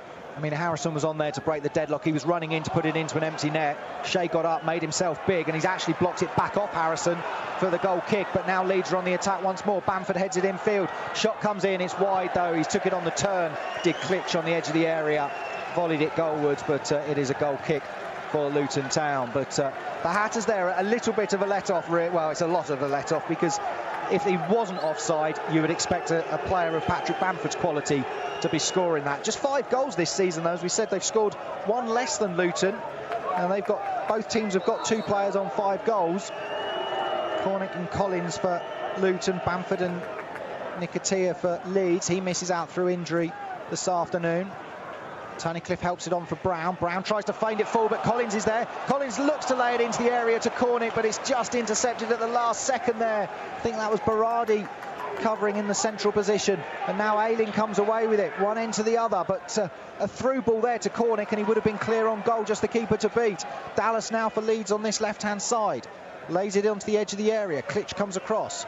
Klitsch now out wide to Harrison, who had that chance just a moment ago, denied by Shea. Header clear has fallen for Ayling. Ayling's shot goes wide of the target, though, and behind for a goal kick to Luton Town. Shea with a great save, and then the follow-up just now, but really, as Leeds fans behind that goal, you would have expected a goal from at least one, if not both of those chances that were created. The fact that, you know, the second came from the first, of course, but glorious chances for Bamford and Harrison. Shea clears downfield. Potts looks to get a flick on header, which he does. Collins looks to get round the back of White, but beating him to the ball is Hernandez. He only clears as far as Shinnie. Shinnie finds Tunnicliffe to Potts. Potts down the lines, giving it away. Too much of a rush there, Potts. And Panzu's won it back, but then giving it away with his pass. But Leeds have flicked it out of play, and it's going to be a throw-in to Luton on the far side. Leeds are in a real rush to give Luton the ball at set pieces, at throw-ins. I noticed with the goal kicks, they've quickly got the ball and put it on the 6-yard box. Luton have got it through Collins on the left-hand side. Is he caught late there? The referee has allowed play to go on. There's no real advantage here. Brown then goes down, and there's no free kick at all. And now Luton have won the ball back, and Tunnicliffe comes away with it. Oh, again, you thought that was a foul late on James Collins after he'd released the ball. All the way back to Shea. Chips it up to the halfway line. Potts gets a head. No, he doesn't get the header away. Beaten in the air there. He mistimed that one, Potts. Chipped forward. Bradley's back defending this one. And he's got Klitsch putting pressure on him. And it's out of play for a throw-in. Throw to Leeds, 18 yards from goal. And now Panzu. He's on the ball. He can't play around with it down there, Pelly. Need to clear it, which he's done now. Down the line. Brown there looks to get the better of Phillips, who hit the deck. Leeds were appealing for a free kick. Nothing given. Tunnicliffe surely is fouled. No? Come on, ref. And then, Bradley's just knocked Collins over with a clearance downfield. Collins gets back to his feet. He's OK. But that was a foul on Ryan Tunnicliffe. Now a shot comes in. It goes out for a corner kick. But Luton fans, players, protesting there to the referee, because that looked the most blatant of all the challenges we've seen this afternoon, Adrian. There's been 2 or 3 challenges. You can probably appreciate it. I've got my head in my hands. I'm throwing my arms all over the place, because I can't actually believe that the referee is allowing some of these tackles to be going unnoticed and unpunished. There's probably 3 or 4 tackles in quick succession session there from a Luton point of view that should have gone for us, but he's paid no attention. Corner comes in from Leeds. There's a flick on, challenge on Bamford as he was about to fire on goal. Collins slides in, puts the ball out of play for a throw-in on the halfway line. But yeah, I mean, that was a shocking one on Tunnicliffe. You know, coming just after the one we thought on James Collins. Leeds it is that have possession. Still goalless. 9 minutes remaining until half-time. Bree chests it down on the edge of the area, finds Shinnie. Shinnie turns. Luton need to clear it. Tunnicliffe to Bradley. Back to Tunnicliffe. Now to Pearson. Pearson out wide to Bree. Bree on this right-hand side. Sliding in there is Roberts, but the ball's gone out of play for a throw-in. Luton just taking at times a little too long at the back. Trying to keep possession rather than playing it to safety. And Leeds are quickly putting them under pressure. Bree there, again, just 1 second too long, and that enabled Roberts to slide in and get the block to the clearance. Now they've won the throw-in from Luton's throw-in, but Shinnie's done well, finds Cornick, and it's been blocked there by Berardi though. He finds White, his central defender. 3 at the back for Leeds this afternoon. It's with Ayling pushing on. Out wide on the right-hand side. Leeds have got the ball with Roberts. There's an interception there from Potts, flicks it away and out for a throw-in to Leeds. 8 minutes remaining. Goalless then at Kenilworth Road. Here on iFollow and Hatters Vision, as Derby have taken the lead at home to Preston. 1-0 there to the home side. Cross comes in, Bamford heads it, but Shea's behind it. Comfortable catch there for the Hatters. One of those though, Bamford got the header in. If he'd have diverted it either side of Shea, he'd have been in trouble. Didn't quite have the power and it was straight at him. But you worry when a striker gets a free header like that. Clearance from Shea. Collins gets the ball forward to Brown. Brown on the run. Collins is there as well. Brown looks to turn. He's got Shinnie making some movement on the left-hand side. Potts on the overlap. Brown still going it himself. Brown on the left-hand side. Tried to take on one too many, and Leeds get the ball away. And Bradley comes over to put pressure on Roberts, holding him up there. Potts slides in. Roberts goes down. Throw into Leeds, says the official. Not, says Graham Jones on the far side there. Didn't look too happy with that decision. The gaffer's not happy with something there, that's for sure. But I think he's probably remonstrating about some of the other previous tackles that have gone in that have not been punished. And, you know, from his point of view, he wants to protect his players. He knows his players have got to get stuck in and, you know, be prepared to get fouled. But for me, there's some of the tackles that have gone in need to be punished by the referee, and he needs to have control of the game.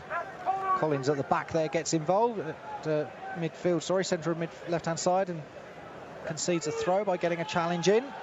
Throw in now is going to be taken down by the 18-yard line, level with that.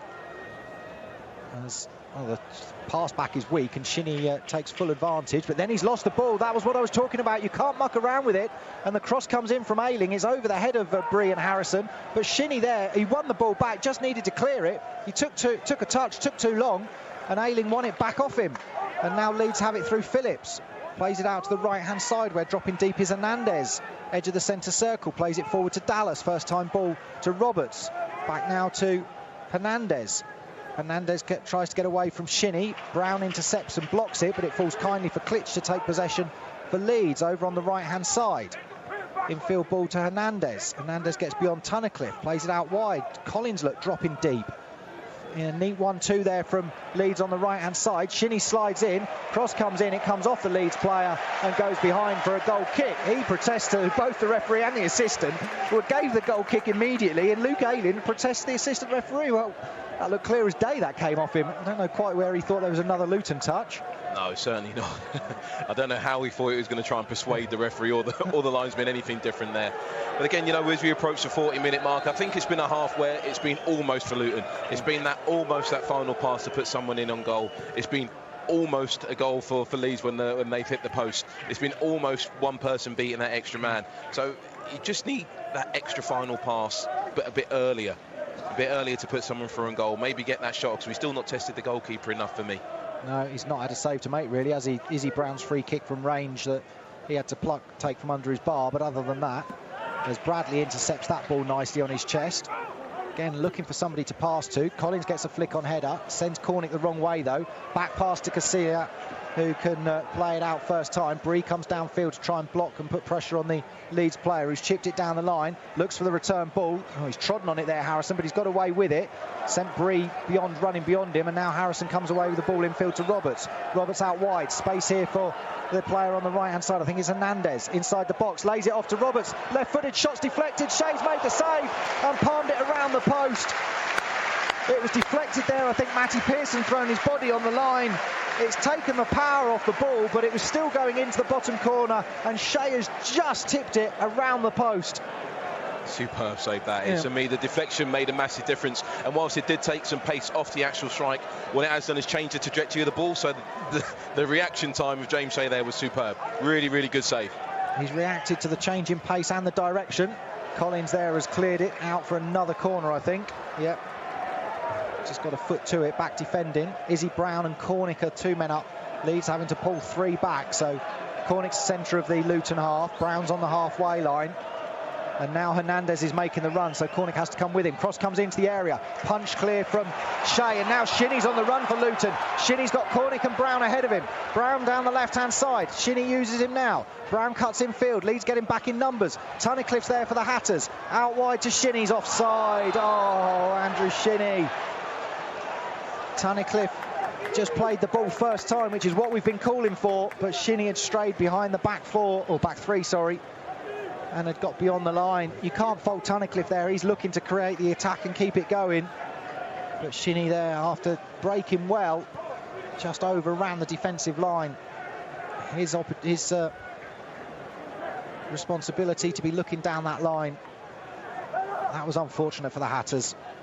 And there you go, another almost situation. If they just stayed on side, then who knows what could have happened. But there's been so many positive parts of this game. That was one of them there. The way in which Luton have counter-attacked with real pace, really direct. It's just a shame that they've not been able to turn that counter-attack into shots on target. No.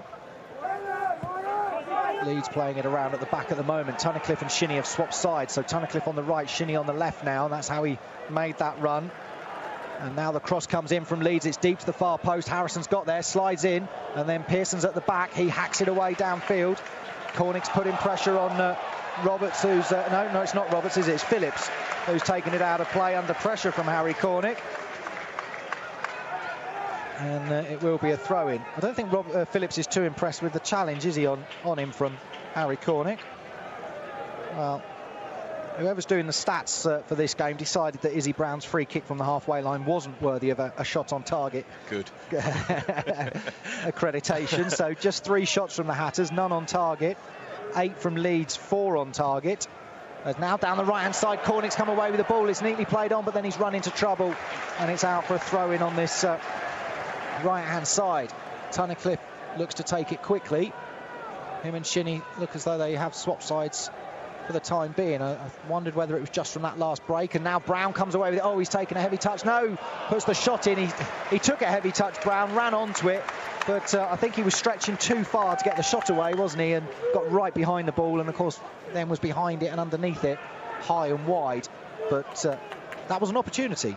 And again, you know, it's another opportunity, final third, in and around the Leeds box, but it's just that last little bit of quality to test the goalkeeper or to create a really clear-cut goal-scoring opportunity. Stoke 0, Wigan 1 in the Championship. Another goal. Just 4 in the 3 o'clock kickoffs. Cross comes in. Pearson gets up with a header. I'm not sure where it had gone, but he's grateful that Potts has cleared it down line. And Cornick's headed onto it. Cornick now on the run. Cornick needs some support in the centre from Brown. Cornick still going right-hand side of the area. Cornick pulls it back. It's a corner kick for the Hatters. Strength once again from Luton Town in that attack from Harry Cornick. Great run down the right, but again there was no support that he could lay it first time to. And that goes back to what I said a few minutes ago about the speed in which Luton are counter-attacking. It's great that Harry Cornick has that pace and that power to get the team up the pitch, but when he gets into that final third, gets his head up, he needs that support, he needs other people around him, and at the moment he's just not got that at the same speed he has. But what he has done is he's got the whole team up the pitch, and now he's got a corner. Corner and injury time, minute to be added. Keeper's just realised Pelly Ruddock-Panza was totally unmarked about 10 yards from goal. So quickly got a teammate to cover him. Brown with the corner to the far post. It's a flick on header away from Potts. Shinnie's looking to get there, but Roberts has beaten him to the ball. Roberts gets round the back of Shinnie and clears it down the line. Breeze back defending on the halfway line, and will play it back to Shea, who's going to kick it first time long downfield. Collins can't get involved. He was offside. White, though, has taken possession of the ball. The rain coming down now, I should mention, here at Kenilworth Road.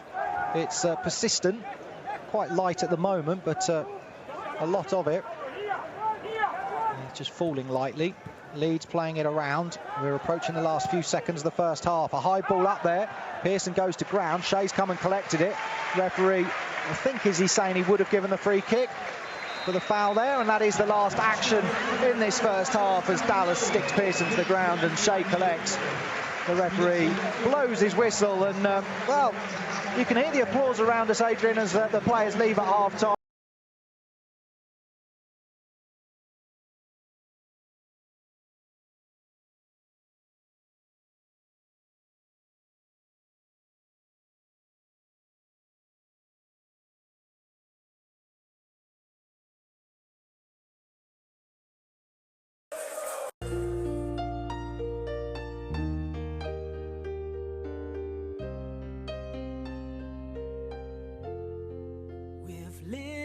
Our dream in the Champions League.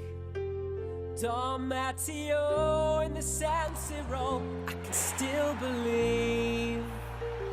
O'Leary's base could do nothing wrong. We began to spend, couldn't see an end, but it didn't last long. All leads our way. All leads our way. All leads our way. All leads our way. All leads our way. But we'll go to Ellen Road, no matter what you do. Cut me in half and I will bleed yellow, white and blue. Crazy times have come. Could have made me cry, but for Billy's sake, we will never break. I'm Leeds till I die. All Leeds our way. All Leeds our way. All Leeds our way. All Leeds our way. All Leeds our way.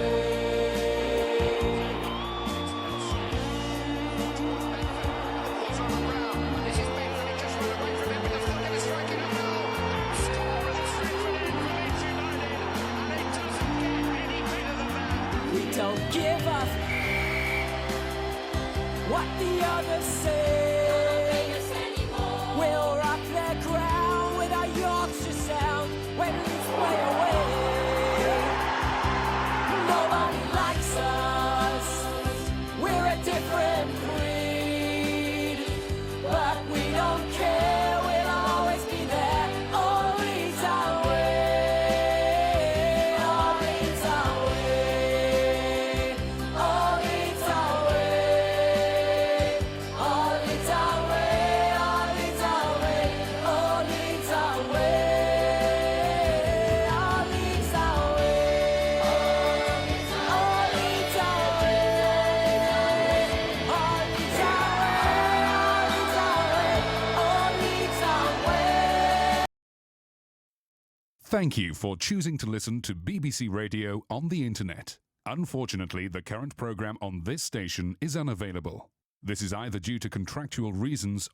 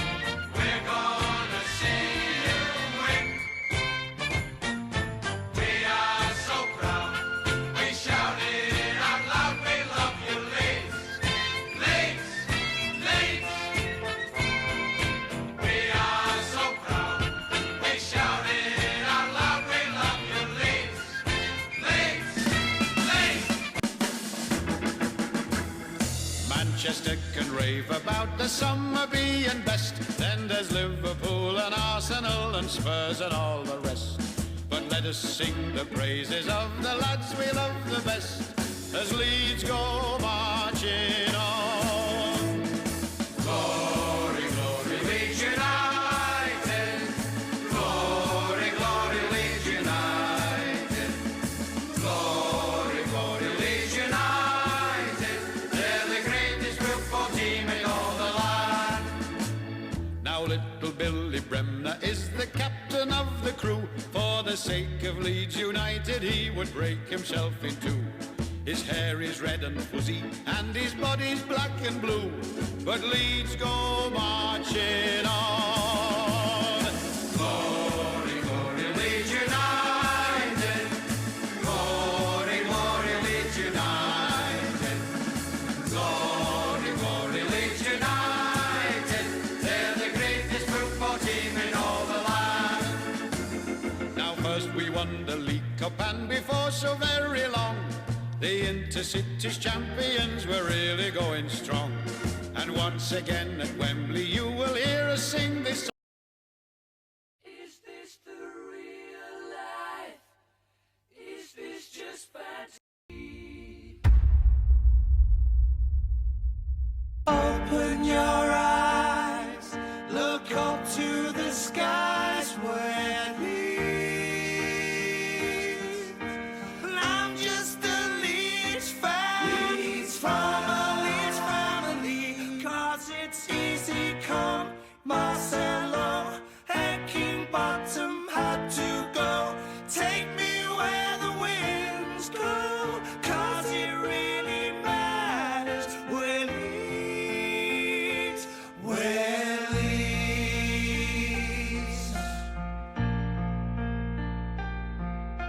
2 days, 15 years have gone, sent shivers down my spine, playing League One all the time.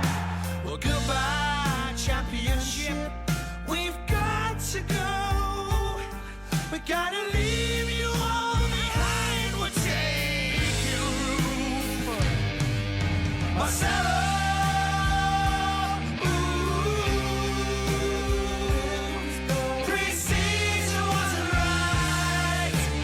Sometimes wish we'd never got to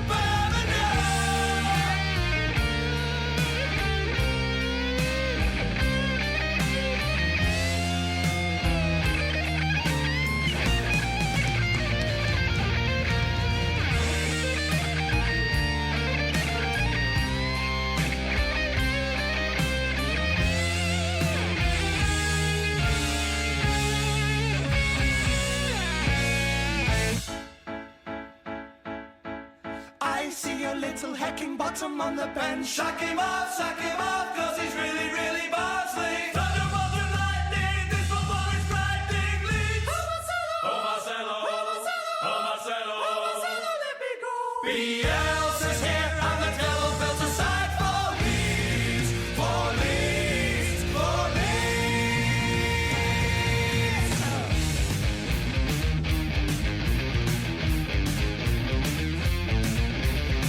So you think you can come here and change my life?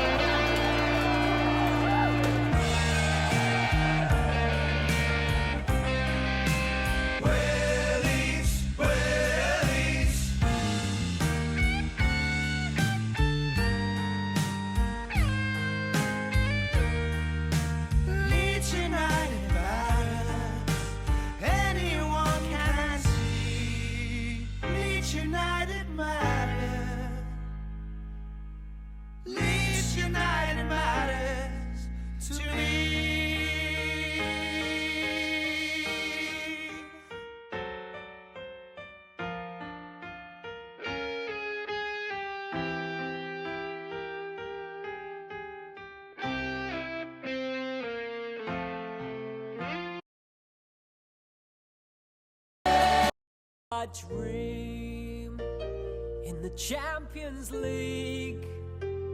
Don Matteo in the San Siro, I can still believe. O'Leary's babes could do nothing wrong. We began to spend, couldn't see an end, but it didn't last long. All leads our way, all leads our way, all leads our way, all leads our way, all leads our way. But we'll go to Ellen Road, no matter what you do. Cut me in half and I will bleed yellow, white and blue. Crazy times have come, could have made me cry, but for Billy's sake we will never break our leads till I die. All leads our way, all leads our way, all leads our way, all leads our way, all leads our way.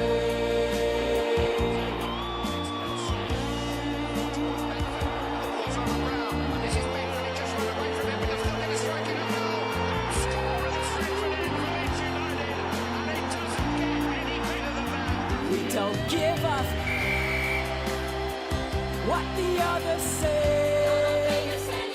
We'll rock their ground with our Yorkshire sound when Leeds play away.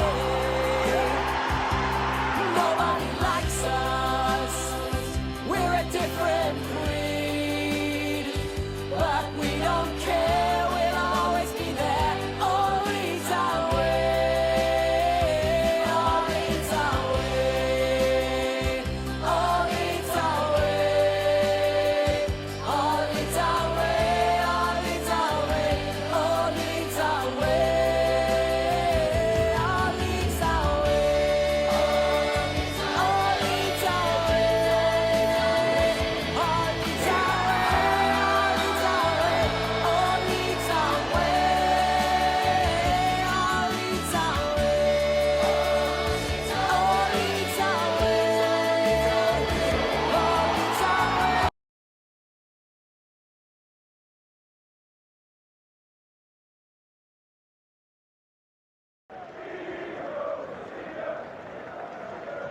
So the players are out for the second half here at Kenilworth Road, just about to get ready to go.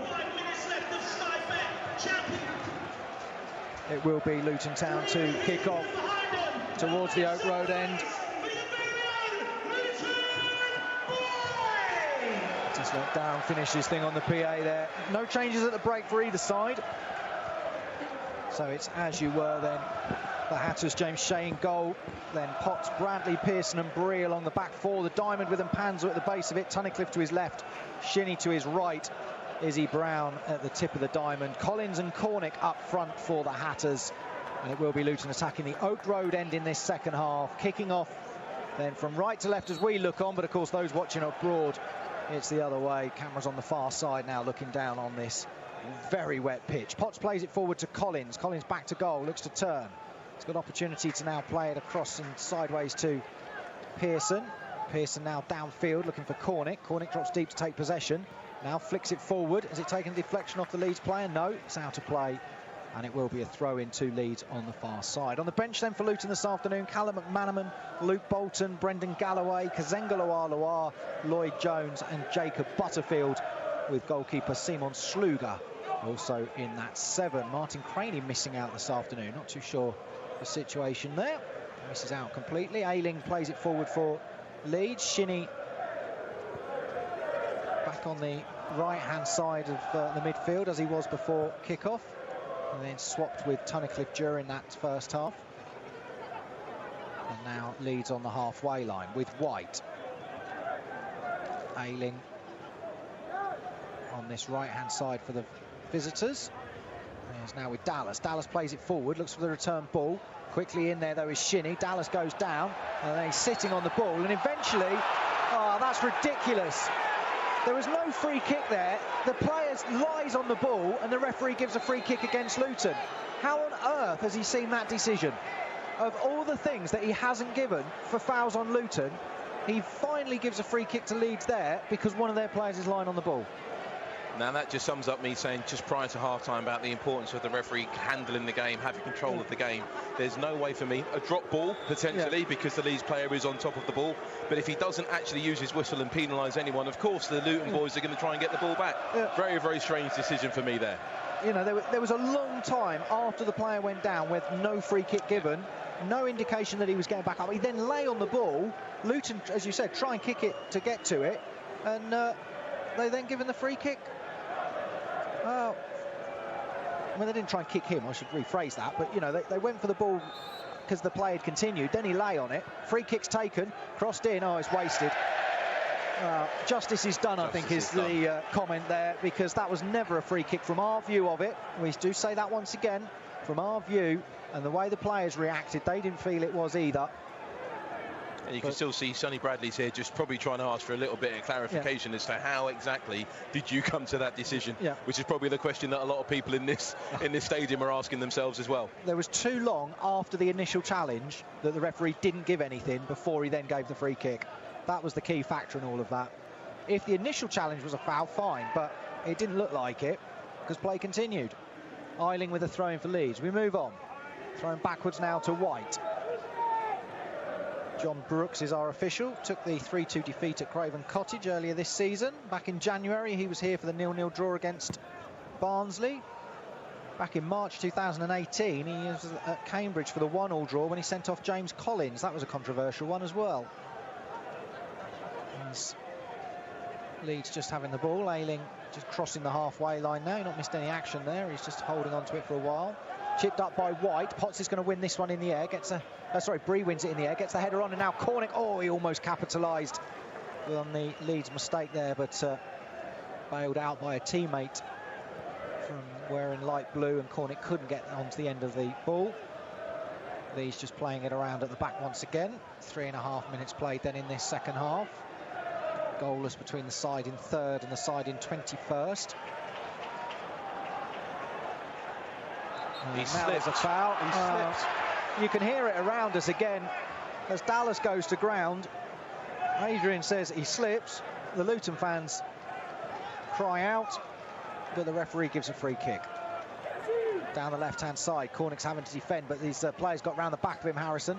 Cross comes in, it's deflected. Pearson is there to clear the danger. It didn't go for a corner. Pearson clears almost the halfway line. Leeds have possession. Brown's the furthest man forward for Luton. And Leeds just playing it around, but they're under a bit of pressure. And now they've got a man free. And now right-hand side. Cross comes in, deep to the far post. Kept in by play by Harrison on that far side. Breeze then blocked it out. And just having Patrick just tweeted in, there was a handball as he lay on the ball, and it looked like he knew it. A free kick, but it should have been to Luton. Cross comes in, shot comes in from Leeds, straight at James Shea, though, down low at his near post. And the keeper smothers that one. Shea will look to clear downfield. Luton almost playing with three, as I said in the first half, three up front when they're looking to attack, isn't it? Because Brown's through the centre. Collins there, arm being held. Gets the ball back to Tunnicliffe.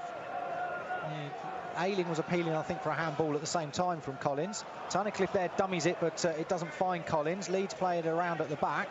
They've got possession. They do keep the ball quite well, Leeds. Luton having to work hard. And now it's forward. Pearson intercepts, finds Shinnie. Shinnie now plays it down the line. Cornick's chasing after it. Cornick's going to get there as well, yeah. It's done well there, Harry Cornick. Lays it off to Shinnie. Shinnie cuts in field. Flicks it off for Brown. Brown turns, he's tripped. Referee's tripped! Oh, come on! Izzy Brown there is tripped as the ball went past him. Referee just watches on, and Leeds are now on the attack. Inside the area, it's Bamford. Bamford with a shot and scores. Patrick Bamford has scored at the other end. He races clear, but that is a foul on Izzy Brown. No two ways about it. And Leeds have capitalised. They've gone down the other end, and at the near post, Shea's been beaten. It looked as though it was near post there. Bamford it is. But Luton protesting and will continue to protest over the non-free kick for the foul on Izzy Brown. Well, let's just go back to the one I said a moment ago when I said he slipped. It was quite evident to me that he slipped, but he managed to win the free kick. If you look at what the referee has not just given there against Izzy Brown, which for me is a clear-cut free kick, and then the horrible part of the Championship, Leeds go up the other end and score. You can hear now the crowd and how they feel about it. For me, that is a really, really poor decision there by the referee that has led to Leeds getting that opening goal. You can hear what the Luton fans think of the referee, John Brooks, for that non-decision. But Leeds capitalised at the other end. Luton really should have done better to stop Bamford. I'm not sure I need to see the angle of the goal, but to me it looked as though, you know, Shea, perhaps after all those great saves, it seemed a tight angle for Bamford to beat him. And now Mpanzu's lost the ball and Leeds are clean through. This is going to be 2-0, is it? Unless Luton can do anything. Bradley's cut across and he's blocked it. And Mpanzu giving it away there, and Leeds had a 2-on-1. And now Potts, he's caught late, and this time it is a free kick, and Ayling is going to be penalised for that foul on Dan Potts. Well, I still can't get over Izzy Brown not getting the free kick. Ayling's going into the book for the late challenge on Dan Potts there. Now, for me, this might sound a little bit controversial. I think it is a free kick, and I think Ayling has every right to go for that ball there. But I think because of the reaction from the crowd and the referee knowing full well he's done something wrong here by not giving that decision, that's why he's given the yellow card there. He was late, wasn't he, Ayling, in on Potts? Potts had already cleared it. But, well, Izzy Brown had a word with the referee after that goal and said, pointing clearly, that he felt he'd been fouled as the ball. Luton were on the attack. It was a great attack as well. Brown is fouled, in our opinion, from what we could see. Certainly the Luton players and fans around us agree with our view of that. Referee allowed play to continue. Bamford still, Leeds still had a lot to do, but Luton didn't defend it well enough, and Bamford scores his 6th of the season. Leeds do lead then. Collins tries to get there. Potts gets involved, finds Shinnie. Shinnie plays it forward for to Cornick. Cornick to Brown. Brown still going on the right-hand side. Still Izzy Brown holds up the possession. Finds Bree. Bree back to Brown on the right-hand side of the area. Gets round the back, puts the cross in. Collins is there. Yes! Yes! James Collins with the equaliser in the 50th.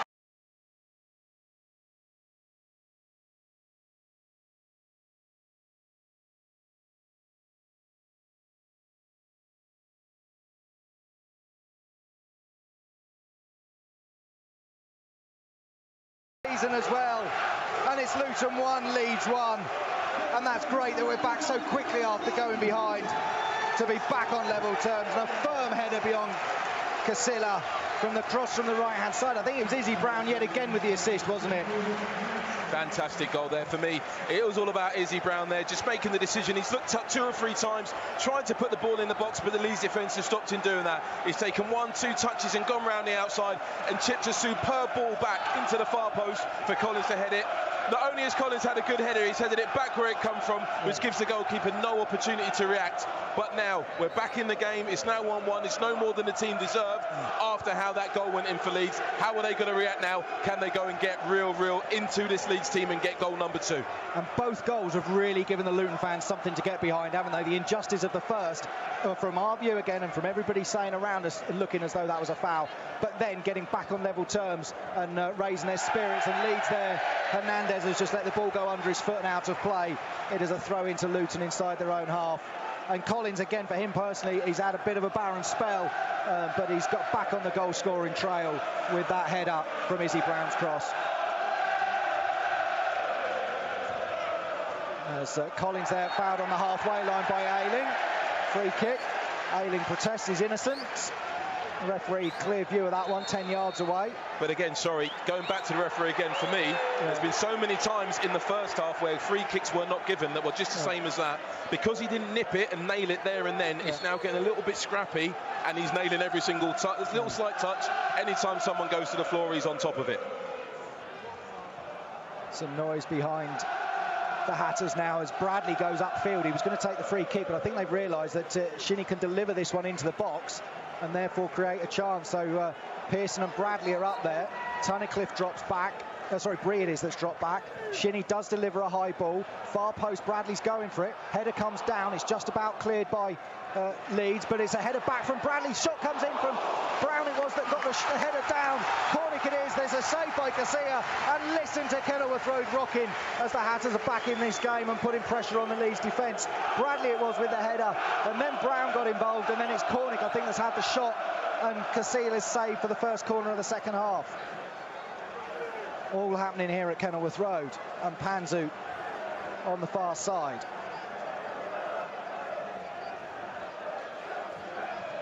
It's going to be Brown to take this one. Corner on the far side for the Hatters. Brown delivers it in near post. Collins gets a header down. It's dug away.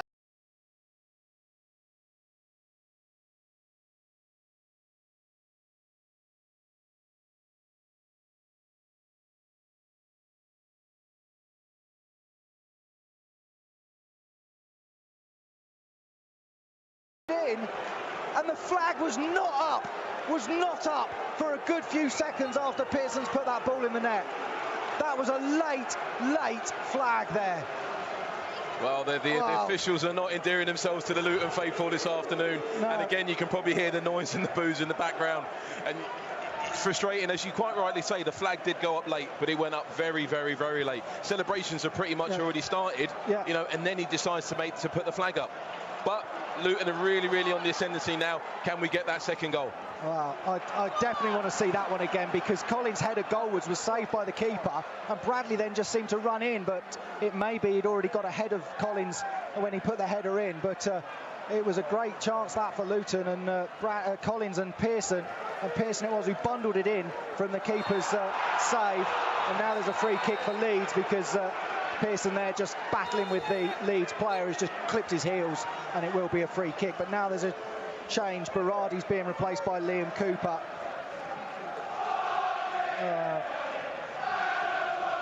Changed the first of the game in the 59th minute.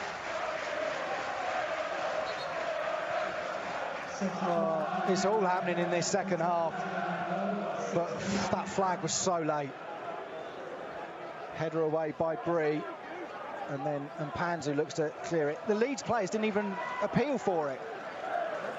And it's like you said earlier with the Collins penalty, if there is a penalty and there's a true belief that it should be a penalty, teams will protest, teams will go straight after to the linesman or the referee and actually make a point that they feel it's a penalty.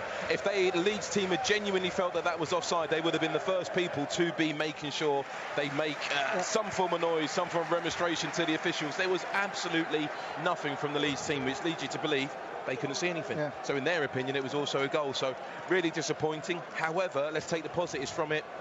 Performance has picked up, the quality of passing's picked up, the attitude, work rate, everything's picked up, and we're now creating some real opportunities. And Ayling fouls Collins again. Now things are going for Collins. He's getting the free kicks that he deserved in the first half, and Ayling on a booking. That's 2 now since the booking, where he's fouled Collins going up. Collins is going to stick to Luke Ayling, isn't he? And you don't condone it, and me with my coaching hat on, I obviously can't condone that. You'd look to try and get someone sent off, and that isn't obviously what we're trying to do, but put him under pressure. Make sure that he's going to have to work for every ball that he tries to go for today, and that's football. Brown then with the free kick. Pearson and Bradley are up once again. Everybody back for Leeds. Bradley just got to watch the offside here, because Leeds are playing a high line. They're not even 20 yards from the ball, are they? Outside their own area. Free kick from Brown, chipped in. It's a header down inside the box. It's cleared. Cornick gets underneath it. An air kick from Cornick. Falls to Bradley. Bradley onto his right foot, shoots and over the top. Just got underneath it again. He took a nice touch to get it onto his right foot, but then puts it high over the bar. But it was a Brown delivery once more that put the Leeds defence under pressure. 2 balls on the pitch now, somehow. Oh, the Leeds keeper there has just belted a ball over. Wow, is that not a booking? Ungentlemanly conduct or whatever. He's cleared the ball over the Oak Road roof because 2 balls were on the pitch.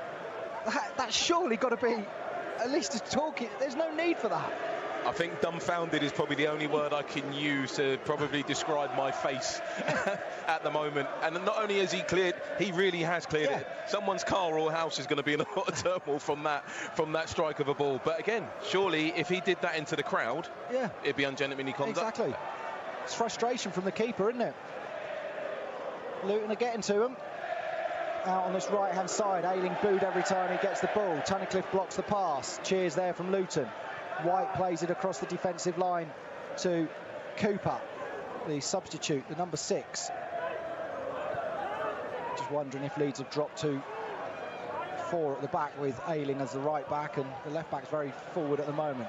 Hernandez for Leeds plays it out wide to Ayling. Ayling looks to get a cross in. It's blocked by Collins, back defending. And Mpanzu flicks it up, heads it down himself. Still Mpanzu lays it forward for Shinnie. Shinnie's got Cornick out wide of him, uses him now. Defender comes across over on that far side. Cornick cuts in field. Cornick gets round the back of Cooper with ease. Cornick puts a cross in, it's over the head of Shinnie, and then the header clear from Leeds goes beyond Mpanzu, and that's just unfortunate when they're getting that header away into clearing it from the area. It's falling to a blue shirt and not an orange and white one. Down the left-hand side, Leeds attack. They're taking on Bree with ease. He's skipped past him and Cornick inside the area. Luton sliding in there. Bree's now reacting, realising he can keep this one in. He does so on the far side. Ball stays in play. He's played it down the line, and now Luton come away with it. Cornick to Brown. Brown's going to release the ball, is he? He's just holding it up now. Izzy Brown on the run. Collins is making a great run. Collins on the left-hand side. Oh, he couldn't get control. Potts is there to support him. And, I thought Collins had played a poor pass then, but Potts has controlled it in mid-air, laid it down to the path of Mpanzu. Now to Shinnie. Shinnie back to Mpanzu, is it? No, Shinnie going himself. Oh, is he caught there, Shinnie? I'm not quite sure what happened as he went to put a shot away. He's gone down, so's one of the Leeds players shook their foot as well, as though he's just kicked the ground there, Andrew Shinnie. But Collins made a great break on this left-hand side. The ball from Brown, he just couldn't take in his stride, and it forced him wide.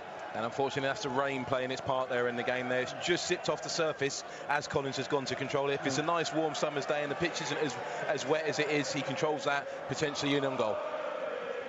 Klitsch on the right-hand side for Leeds, into Bamford. Leeds on this right-hand side again. 18.5 minutes played in this second half. Luton 1, Leeds 1. 0-0 at half-time. All happened 6 minutes into the second half, and then 3 minutes later, chipped up from Leeds the far post, and Bamford somehow volleys it into row Z of the Kenilworth Road end. And we've got another change. Jack Harrison is being replaced by Helder Costa. Harrison, who was used a lot in the first half. I'm not sure I've even said his name much in the second half. And he's replaced, say, Helder Costa comes on, the number 17. Luton, no changes as yet. You're just looking at how the game's building up there, and the front three, you can almost say a front three, as you've said a few times, it is almost like it is a front three of Cornick, Brown and Collins now, really, if you look at how they're set up now. But for me, Harry Cornick's the one that is actually, for me, creating lots and lots down the right-hand side. Not only is it from a point of view of his quality in wide areas, but how he's getting the team up the pitch and his desire to try and get in behind this Leeds United defence. Bradley and Potts with headers on there. Leeds have got the ball, though. Collins wasn't able to take possession. Ayling is the player that's getting the boos every time you hear Luton fans booing for his foul on Dan Potts that earned him a yellow card, the only one of the game. Arguably should have been more than one, in my opinion. The referee has an average of over 3, so this game settled a bit, didn't it? As you said earlier, Adrian, it got a little bit feisty to start with, but in the second half, but it's settled down since those goals. And Mpanzu heads on, header up by Leeds inside the edge of the area. Luton try and get the ball away. Pearson chips one up, and now Cornick's running on this left-hand side. Is he going to get there first? No, he's not. Leeds do win the battle, and then ball goes out of play, and it will be a throw-in that Collins is there to take quickly and throws it back to Potts. Infield to Brown. Brown holds off the challenge, lays it into Cornick. Cornick can turn, Brown still going. Cornick's still got Izzy Brown in support. And Mpanzu lays it, he's looking for the run of Shinnie there, and Shinnie sort of half started a run, didn't he? But the substitute, Helder Costa, read it and got ahead of Shinnie and back to defend it. But that was a quality ball from Brown if Shinnie had kept running. That's right, and I think he probably wasn't probably potentially expecting Izzy Brown to maybe have a shot, so he just held his run back just slightly, and that meant that the Leeds player was able to get goal side quicker. Barnsley have equalised at Blackburn, 1-1 there. Brentford 1, Reading 0. Huddersfield 1, Birmingham 0. Stoke have equalised at home to Wigan, and it's now Swansea 0, Millwall 1. Sheffield Wednesday have equalised away at West Brom. So all happening elsewhere. Leeds crossfield ball, finds Klitsch on this right-hand side, puts it to the edge of the area to Hernandez. Bradley gets a challenge in. Collins comes away with it. Collins back helping out. Lays the ball off wide to Potts, and Panzu's making a run. Potts has tried to chip it down the line, but it's out of play. Just come off the outside of his boot there, hasn't it, and gone out for a throw into Leeds, which they've taken on this right-hand side. Cooper with possession for Leeds. Edge of the centre circle. Klitsch makes a run through. Still Leeds have got possession. High ball, Potts ducks, goes out of play, and it will be a goal kick for Luton Town.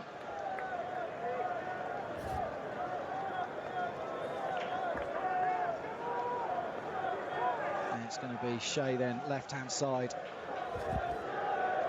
of his 6-yard box.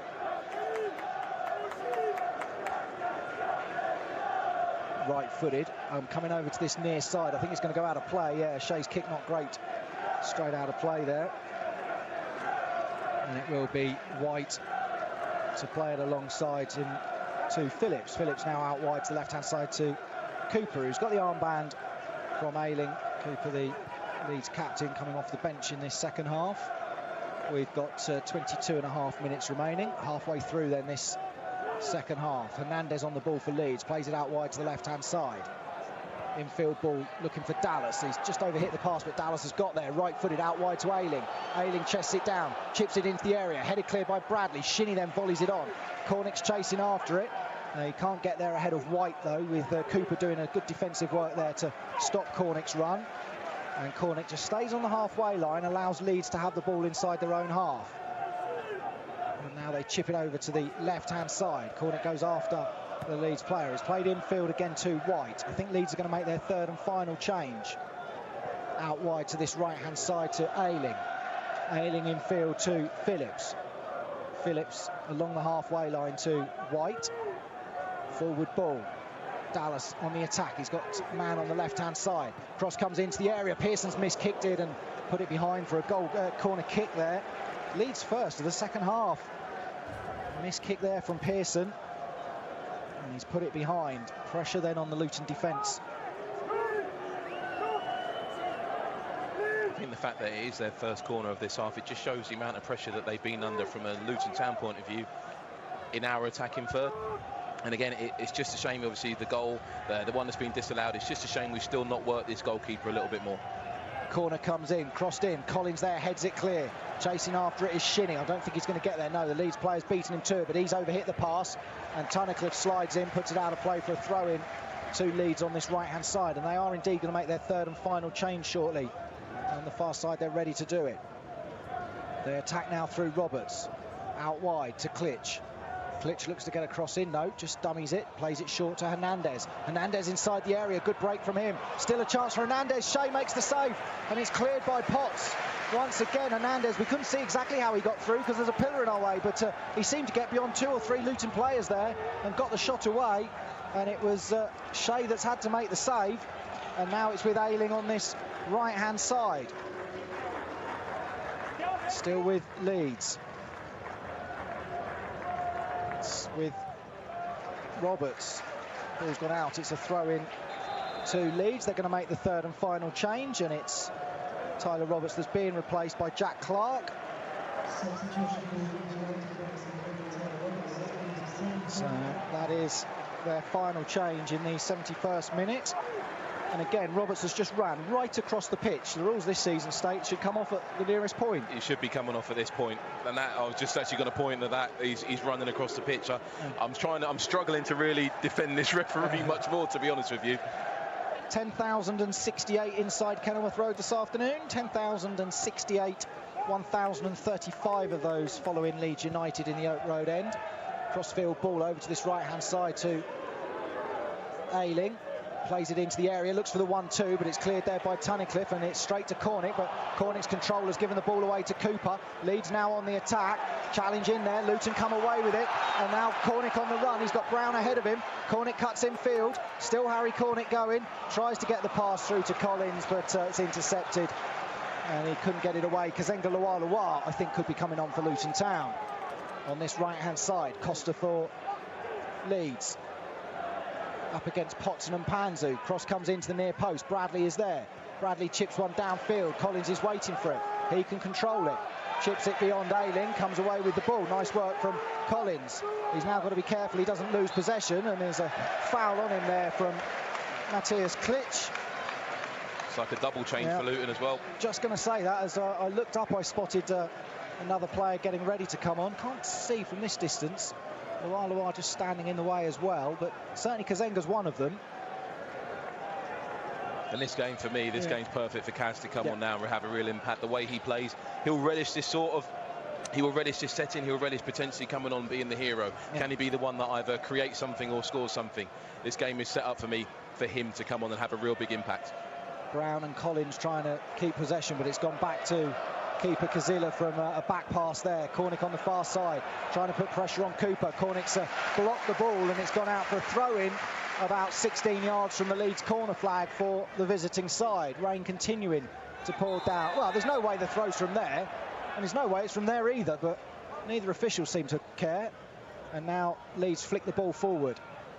Luton have put in a real performance this afternoon. They've had to battle. And Klitsch on this right-hand side has got support from Costa. Uses him now.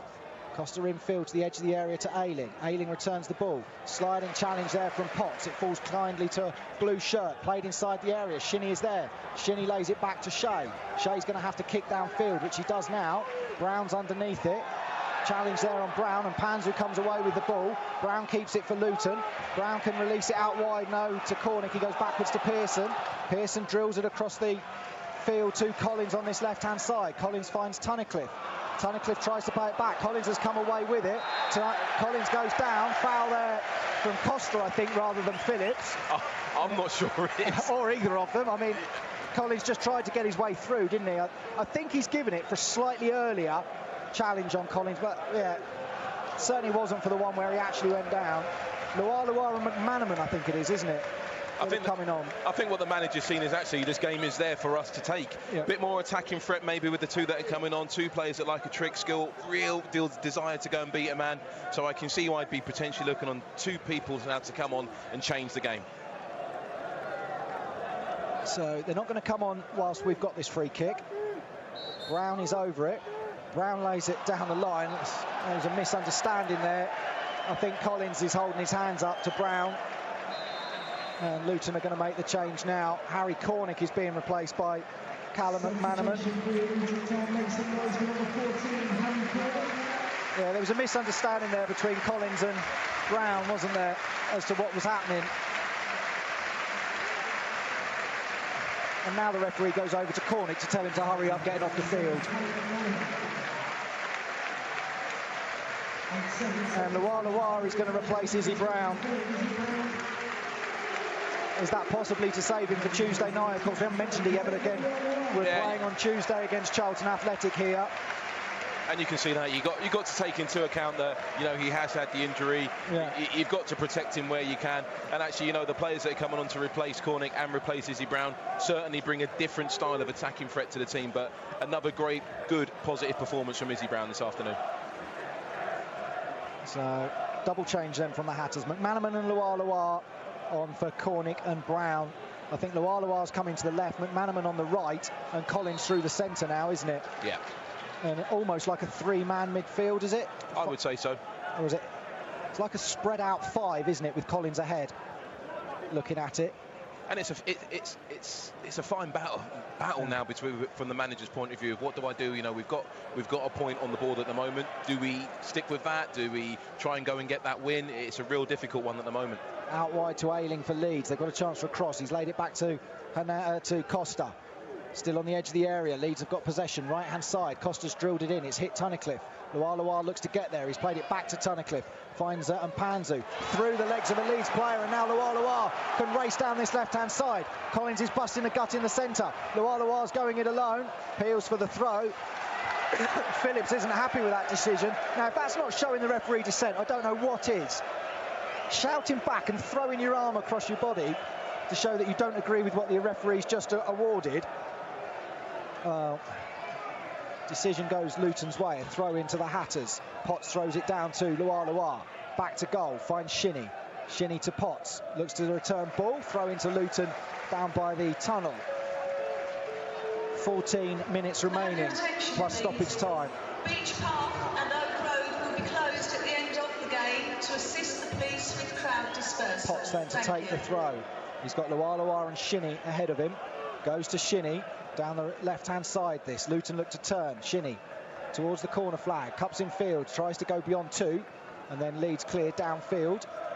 Bamford's got possession for Leeds, plays it in field, now they're on the run. Potts slides in, does well, finds Mpanzu, he finds Shinnie, Shinnie's still going it himself, Shinnie strikes from range, it's taken a deflection, it's taken the pace off the ball and the direction, and the keeper Kazia is then right behind it to smother it, but Shinnie saw the opportunity to put a shot in. Now Leeds attack on the left-hand side. Play the ball into the middle of the edge of the area. Hernandez out wide, chance here for Leeds on the left-hand side. Shots charged down. Collins can't get there. Phillips. Do you know what? I think that pillar's made more obstruction in this one game today for me than it has all season. Because again, I didn't think there was a player there when they played the pass. Leeds through the centre of the Luton midfield at the moment with Calvin Phillips. Collins trying to block him off. Phillips has played the ball into the area to Costa. Costa right-footed, drills it back to the inside the box. Leeds have a chance, but Luton defend it, and now Mpanzu can come away with it. He looks either side, there's nobody on, so Pelly says, I'll tell you what, I'll go for a run then. And that's what he does. Challenging on him, ball is won, and Leeds come away with it. Pelly took too long. Once he'd gone on the run, he allowed the Leeds player to catch up with him, but Leeds have given it away out of play, throwing on the far side. And that's it, as you said there, Pelly, just looking up as he's driving through the midfield, looking right, looking left to see who's giving him the right angle of support for him to play that pass.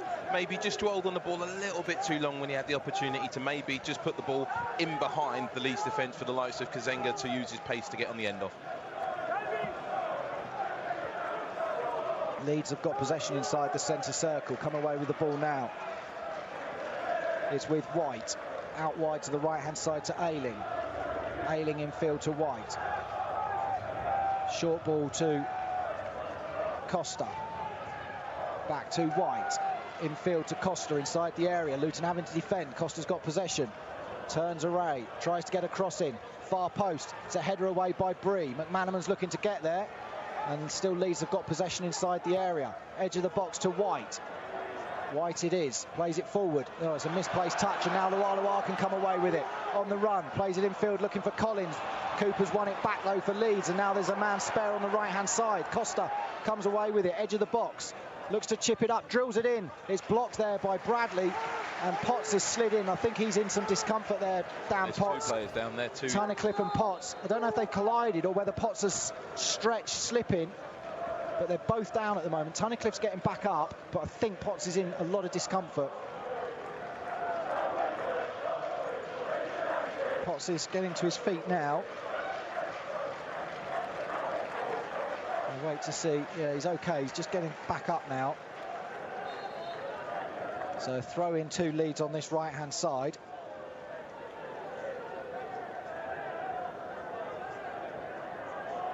It's thrown out to White.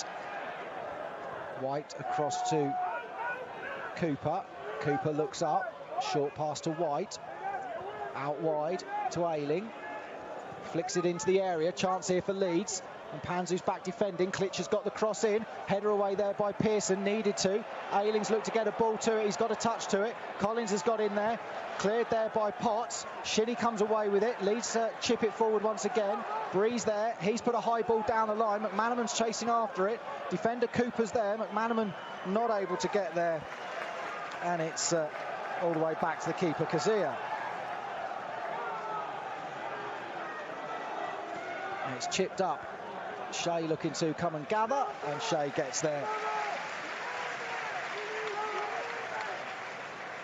So 1-1 still here at Kenilworth Road. Adrian Forbes alongside me once again in the press box with 9 minutes remaining. Cleared downfield.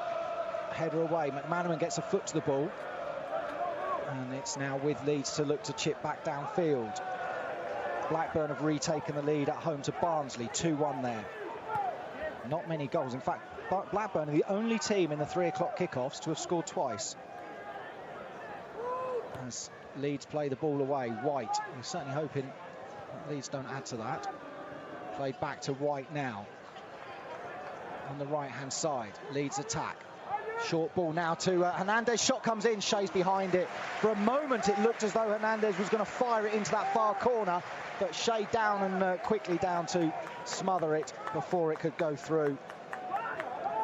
It's just one of those where you thought, looking at the line we had. Yeah, certainly from where we looked, there was a bit of a bigger gap to his right-hand side. But again, you know, for me, James Shea has been superb today. I think he's been probably, well, in my opinion, the man of the match with some of the saves he has made, but also his distribution. Ayling's gone over Loa there, who stayed down, gets to his feet now. Luton fans a few appeal, but I don't think on that occasion too much in that one. Ayling, the bigger player, just got up, and Loa seems to just collapse under him. Forward ball now, Breeze having to defend this one, and he's got a touch, I think, James Breeze, so he's having to keep it in and then clear downfield, and Panzu stretches a leg and does well, brings it away, finds Tunnicliffe. Tunnicliffe under pressure of himself in a way there, but now he's running clear with it, plays it wide to Loa on this left-hand side. Loa attacking, level with the edge of the area, puts a cross in, Collins is looking to attack it, header away, Ayling brings it down, takes it away from Tunnicliffe. Leeds still inside their own half, play it wide now to Costa. Costa back in field, Tunnicliffe putting pressure on Hernandez with the ball. Hernandez turns. Pushing on, Cooper now for Leeds. 7 minutes remaining plus stoppage time. Leeds played out to the left-hand side, where Dallas has got possession. He's laid it off. Back in field to Cooper now. Left-footed, Cooper puts a high ball over to this right-hand side looking for Costa. Costa keeps it in, Potts heads it out, corner kick. That was a good high ball across the field there. I thought it was going to be too long, but Costa did well just to get a foot to it, and then Potts had to head it behind for a corner. He certainly did, and as you say, that the cross-field pass was superb. Again, though, you just got Leeds just pushing towards situations where they're going in behind the Luton Town defence. They've had 2 or 3 corners that have come from this situation, but Luton have defended them quite well, and they're going to need to do that now as well. It's going to be a corner then for Leeds, taken by Phillips. Deep to the far post. No, it's back to the centre of the goal in the end. Potts gets a header away. Leeds still have it, but Luton have won it back through Shinnie. Shinnie lays it forward for Collins. Collins tries to flick it on. Dallas gets there with a vital interception, and now Leeds have got possession. Leeds inside the centre circle with the number 19 Hernandez. Drifts a high ball out wide to the far side. Bree goes over to it. Leeds have got possession. Plays it back now to Dallas. Dallas going to strike for goal. It's high over the bar, though. And behind, we've got 6 minutes remaining here at Kenilworth Road. Voice started to go with all the excitement here. What a second half we've seen, particularly. Real end-to-end stuff, and 2 goals. Patrick Bamford scored the opener after Luton were appealing for a foul on Izzy Brown at the other end. But then 3 minutes later, it was Brown that put a cross in, and James Collins there heads home for the Hatters. So 1-1. Current scoreline. Keeper James Shea's made some great saves. Kazia called into action as well, as Shea's kicked it straight out of play again on this near side. And it's a throw into Ayling, and Leeds throws it back to White. That's twice Shea's done that. And now with Cooper on the far side finds Roberts. Luton fans making some noise once again. 5 minutes remaining plus stoppage time then. It's Costa on this right-hand side. White for Leeds, plays it through, looking to get on the end of the run there is Costa, but it's gone through and out of play. Goal kick to Luton Town. It's important now, just we enter the last 5 minutes of this game. We've got to stay nice and tight and compact defensively to make sure ultimately we don't concede. If there is opportunities for us to attack down this end and maybe see if we can get that winner, then great and ideal, to be honest with you. But for me, it's really, really important now that defensively we're solid and we do not concede. So Shea it is to take it right-footed, clears it long downfield. Collins underneath it. Oh, there's a foot out there ahead of him. There's a good challenge there from White. Potts gets it back downfield. Leeds have it. 4 minutes remaining now plus stoppage time. It's going to be on that far side. Leeds play it infield to Hernandez. Hernandez across the line to White. Klitsch looks up down this right-hand side. Keeps possession, now plays it across the midfield. Chipped up by Leeds, headed away by Luton. Dan Potts it was.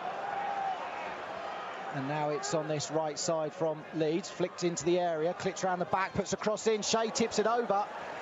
And it's gone for a corner to Leeds. Some pressure on the Luton defence in these last few minutes. And as I just said a minute ago, you know, it is important now that we make sure we don't concede. The last few corners that Leeds have had have been put into good areas, but Matty Pearson, Sonny Bradley have defended really well and been the first of those headers. It's definitely going to need to be the case now as well. On the far side then, corner for Leeds, their 8th of the game. Delivered in near post, it's header away by Collins. Loire is there, he looks to turn but forgets the ball, but he's got back to his feet, Loire. Then there's another challenge on him, took too long, didn't he, once he won the ball back. And now on this right hand side, Leeds play it into the edge of the box, there's a shot, Shea's behind it, and it's saved by the keeper.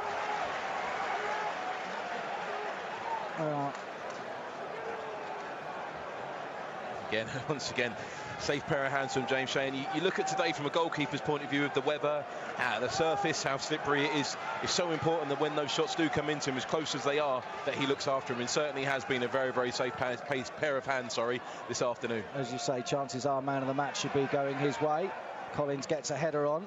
Now down the line, it's gone out of play. Throw into Leeds. Collins trying to feed Kazenga Loire. Luton Town commentary here on iFollow. Luton 1, Leeds 1. Out to the left-hand side.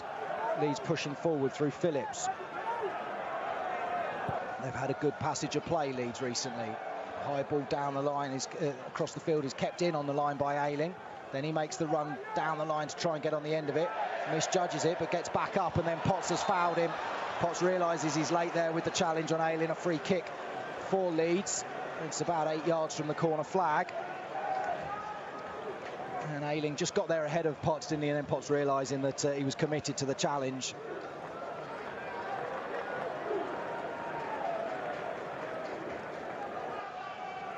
Bamford having a word here with Calvin Phillips.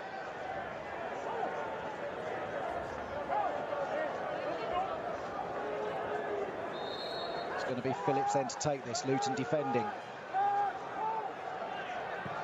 Near post, easy header there for Collins and not it clear. We always asked to beat the first man from a free kick. Leeds didn't do that on that occasion. Collins was there. Leeds still have possession though, as we head into the final minute of the 90. Hernandez on this right-hand side. Plays it forward. Potts defending. Leeds have got the ball. They chip it up into the areas. The run of Klitsch. Looks to get round the back. There's a chance for Leeds and they've scored in injury time. Bamford's got the better and got on the end of that ball and put it in the last minute of the 90. They got the cross in. Bamford has whipped in there at the near post ahead of Pearson, I think it is. Got a slightest of touches. Is it Bamford or is it even Pearson that maybe has got the touch? It's gone across the face of goal and in, and that's heartbreak for the Hatters. That is heartbreaking, and they don't deserve that. I said a minute ago about the importance of staying compact, staying tight, and trying not to concede a goal. It's disappointing. You look at how well they've performed, you look at the chances they've created and their whole all-round second half performance. They don't deserve to lose this game, they really don't. We were just saying how much a passage of play Leeds had and they've taken advantage of that. I'm not sure. 4 minutes of time to be added on though. 4 minutes of time to be added. I'm not sure who got the touch, but it is way away from us. But those on TV watching on iFollow will certainly have a better view. But the cross came in from the right, didn't it? It was a nice ball into Klitsch in the right-hand side of the area. He's drilled it back across, and there's a touch on the edge of the box, and it's put in. And Andrew Shinnie is being replaced by Luke Bolton in injury time.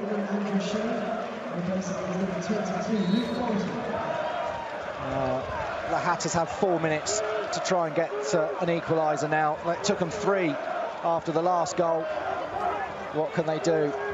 Potts there beaten to it by Klitsch, who provided the assist, and now Potts racing to get back. Leeds come away with the ball down the right-hand side through Costa. Bradley going with him. It's down by the corner flag, laid back into Hernandez. Hernandez on the edge of the area into Leeds. Good chance this. Leeds shot straight at Shea. And Shea will look to clear downfield. We know Leeds are a tough opposition. Oh, Shea's kicked it straight out of play. That's the third time his kick has come straight towards us here, Adrian, in the press area, isn't it, in this second half? Needs to be more composed and clear downfield. You know, why come all the way over to this side? We know Leeds are going to be up there come the end of the season.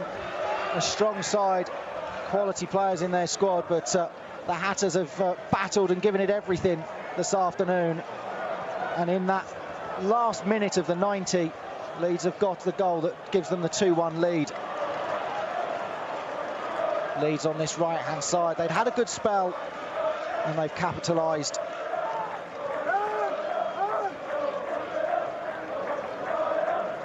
It's on this right-hand side for Klich. Back to Hernandez. Hernandez to Cooper. Cooper plays the ball out wide to the left-hand side. Bolton goes across, still Leeds attacking. Luton through Bolton, looks to try and get a challenge in. It's over on that left-hand side for Leeds. Back to Cooper, the substitute, to Phillips. And now all the way back to the keeper, Casilla. We've played 2.5 minutes of the 4. Collins goes chasing this one, Leeds clear it. Tunnicliffe's got a foot to it. High ball up. Well, we certainly want to see that disallowed Matty Pearson goal again. Now Leeds on the attack with Bamford on the right-hand side. Lays it infield. Hernandez leaves it. Back defending there is Bree. Gets a block in. Leeds still have possession. That could have made it 2-1, but the assistant's flag ruled it out late. Now Bamford releases Costa into the area. There's a chance for Leeds. Oh, it's a scuff shot. Pearson clears it downfield. And it's going to be a free kick for a foul on Luton on the far side. We're into the final minute of the 4 that were to be added on. James Shea comes rushing out of his goal. He'll look to clear this one downfield. The Leeds fans celebrating. 1,035 of them here at Kenilworth Road this afternoon, in attendance of 10,068. Disappointing for the Hatters. Shea with a long ball. It's always going to be a tough game, but at 1-1 and Potts goes down. Referee's given the free kick. He looked at that for quite a while there, the official. I didn't think he was going to give it. And there's a head injury. What's he waiting for? It's quite clear to see what's happened there. Just give the...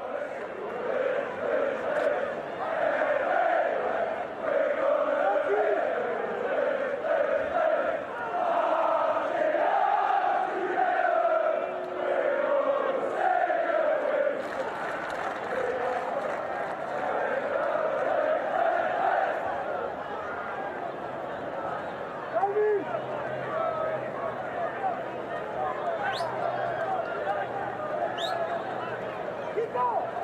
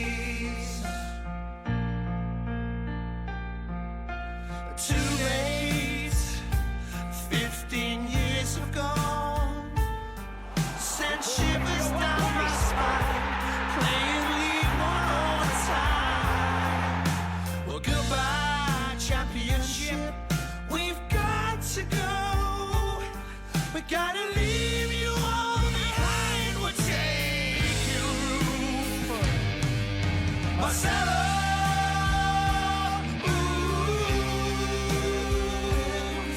Pre-season wasn't right. I sometimes wish we'd never got to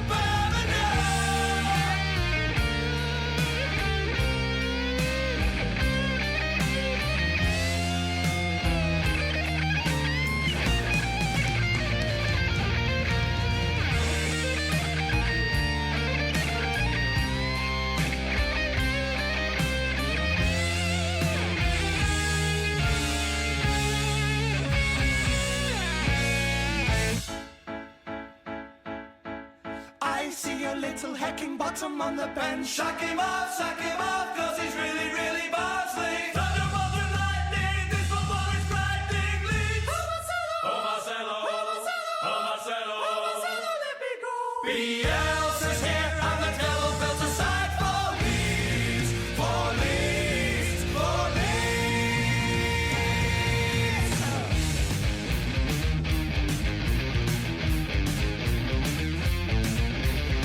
So you think you can come here and change my life?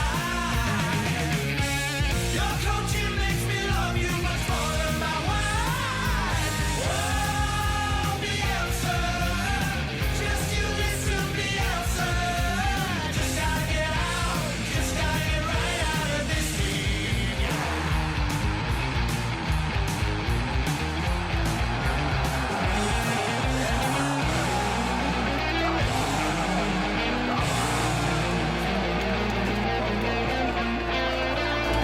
Don't you know you might find a better way to play?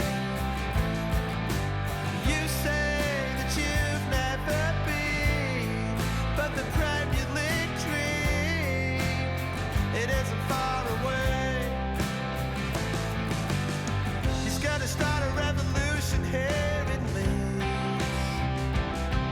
and a 1K running track is all he needs. Step outside, cause Ellen Road's in blue.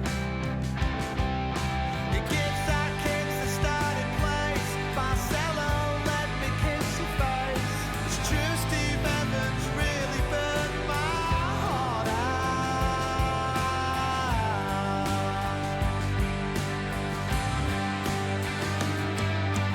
So Sally can wait.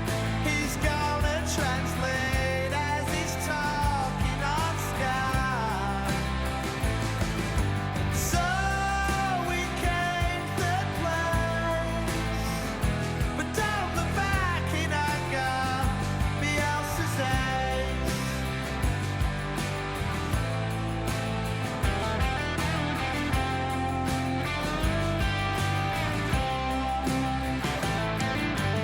Take me to the place where we go.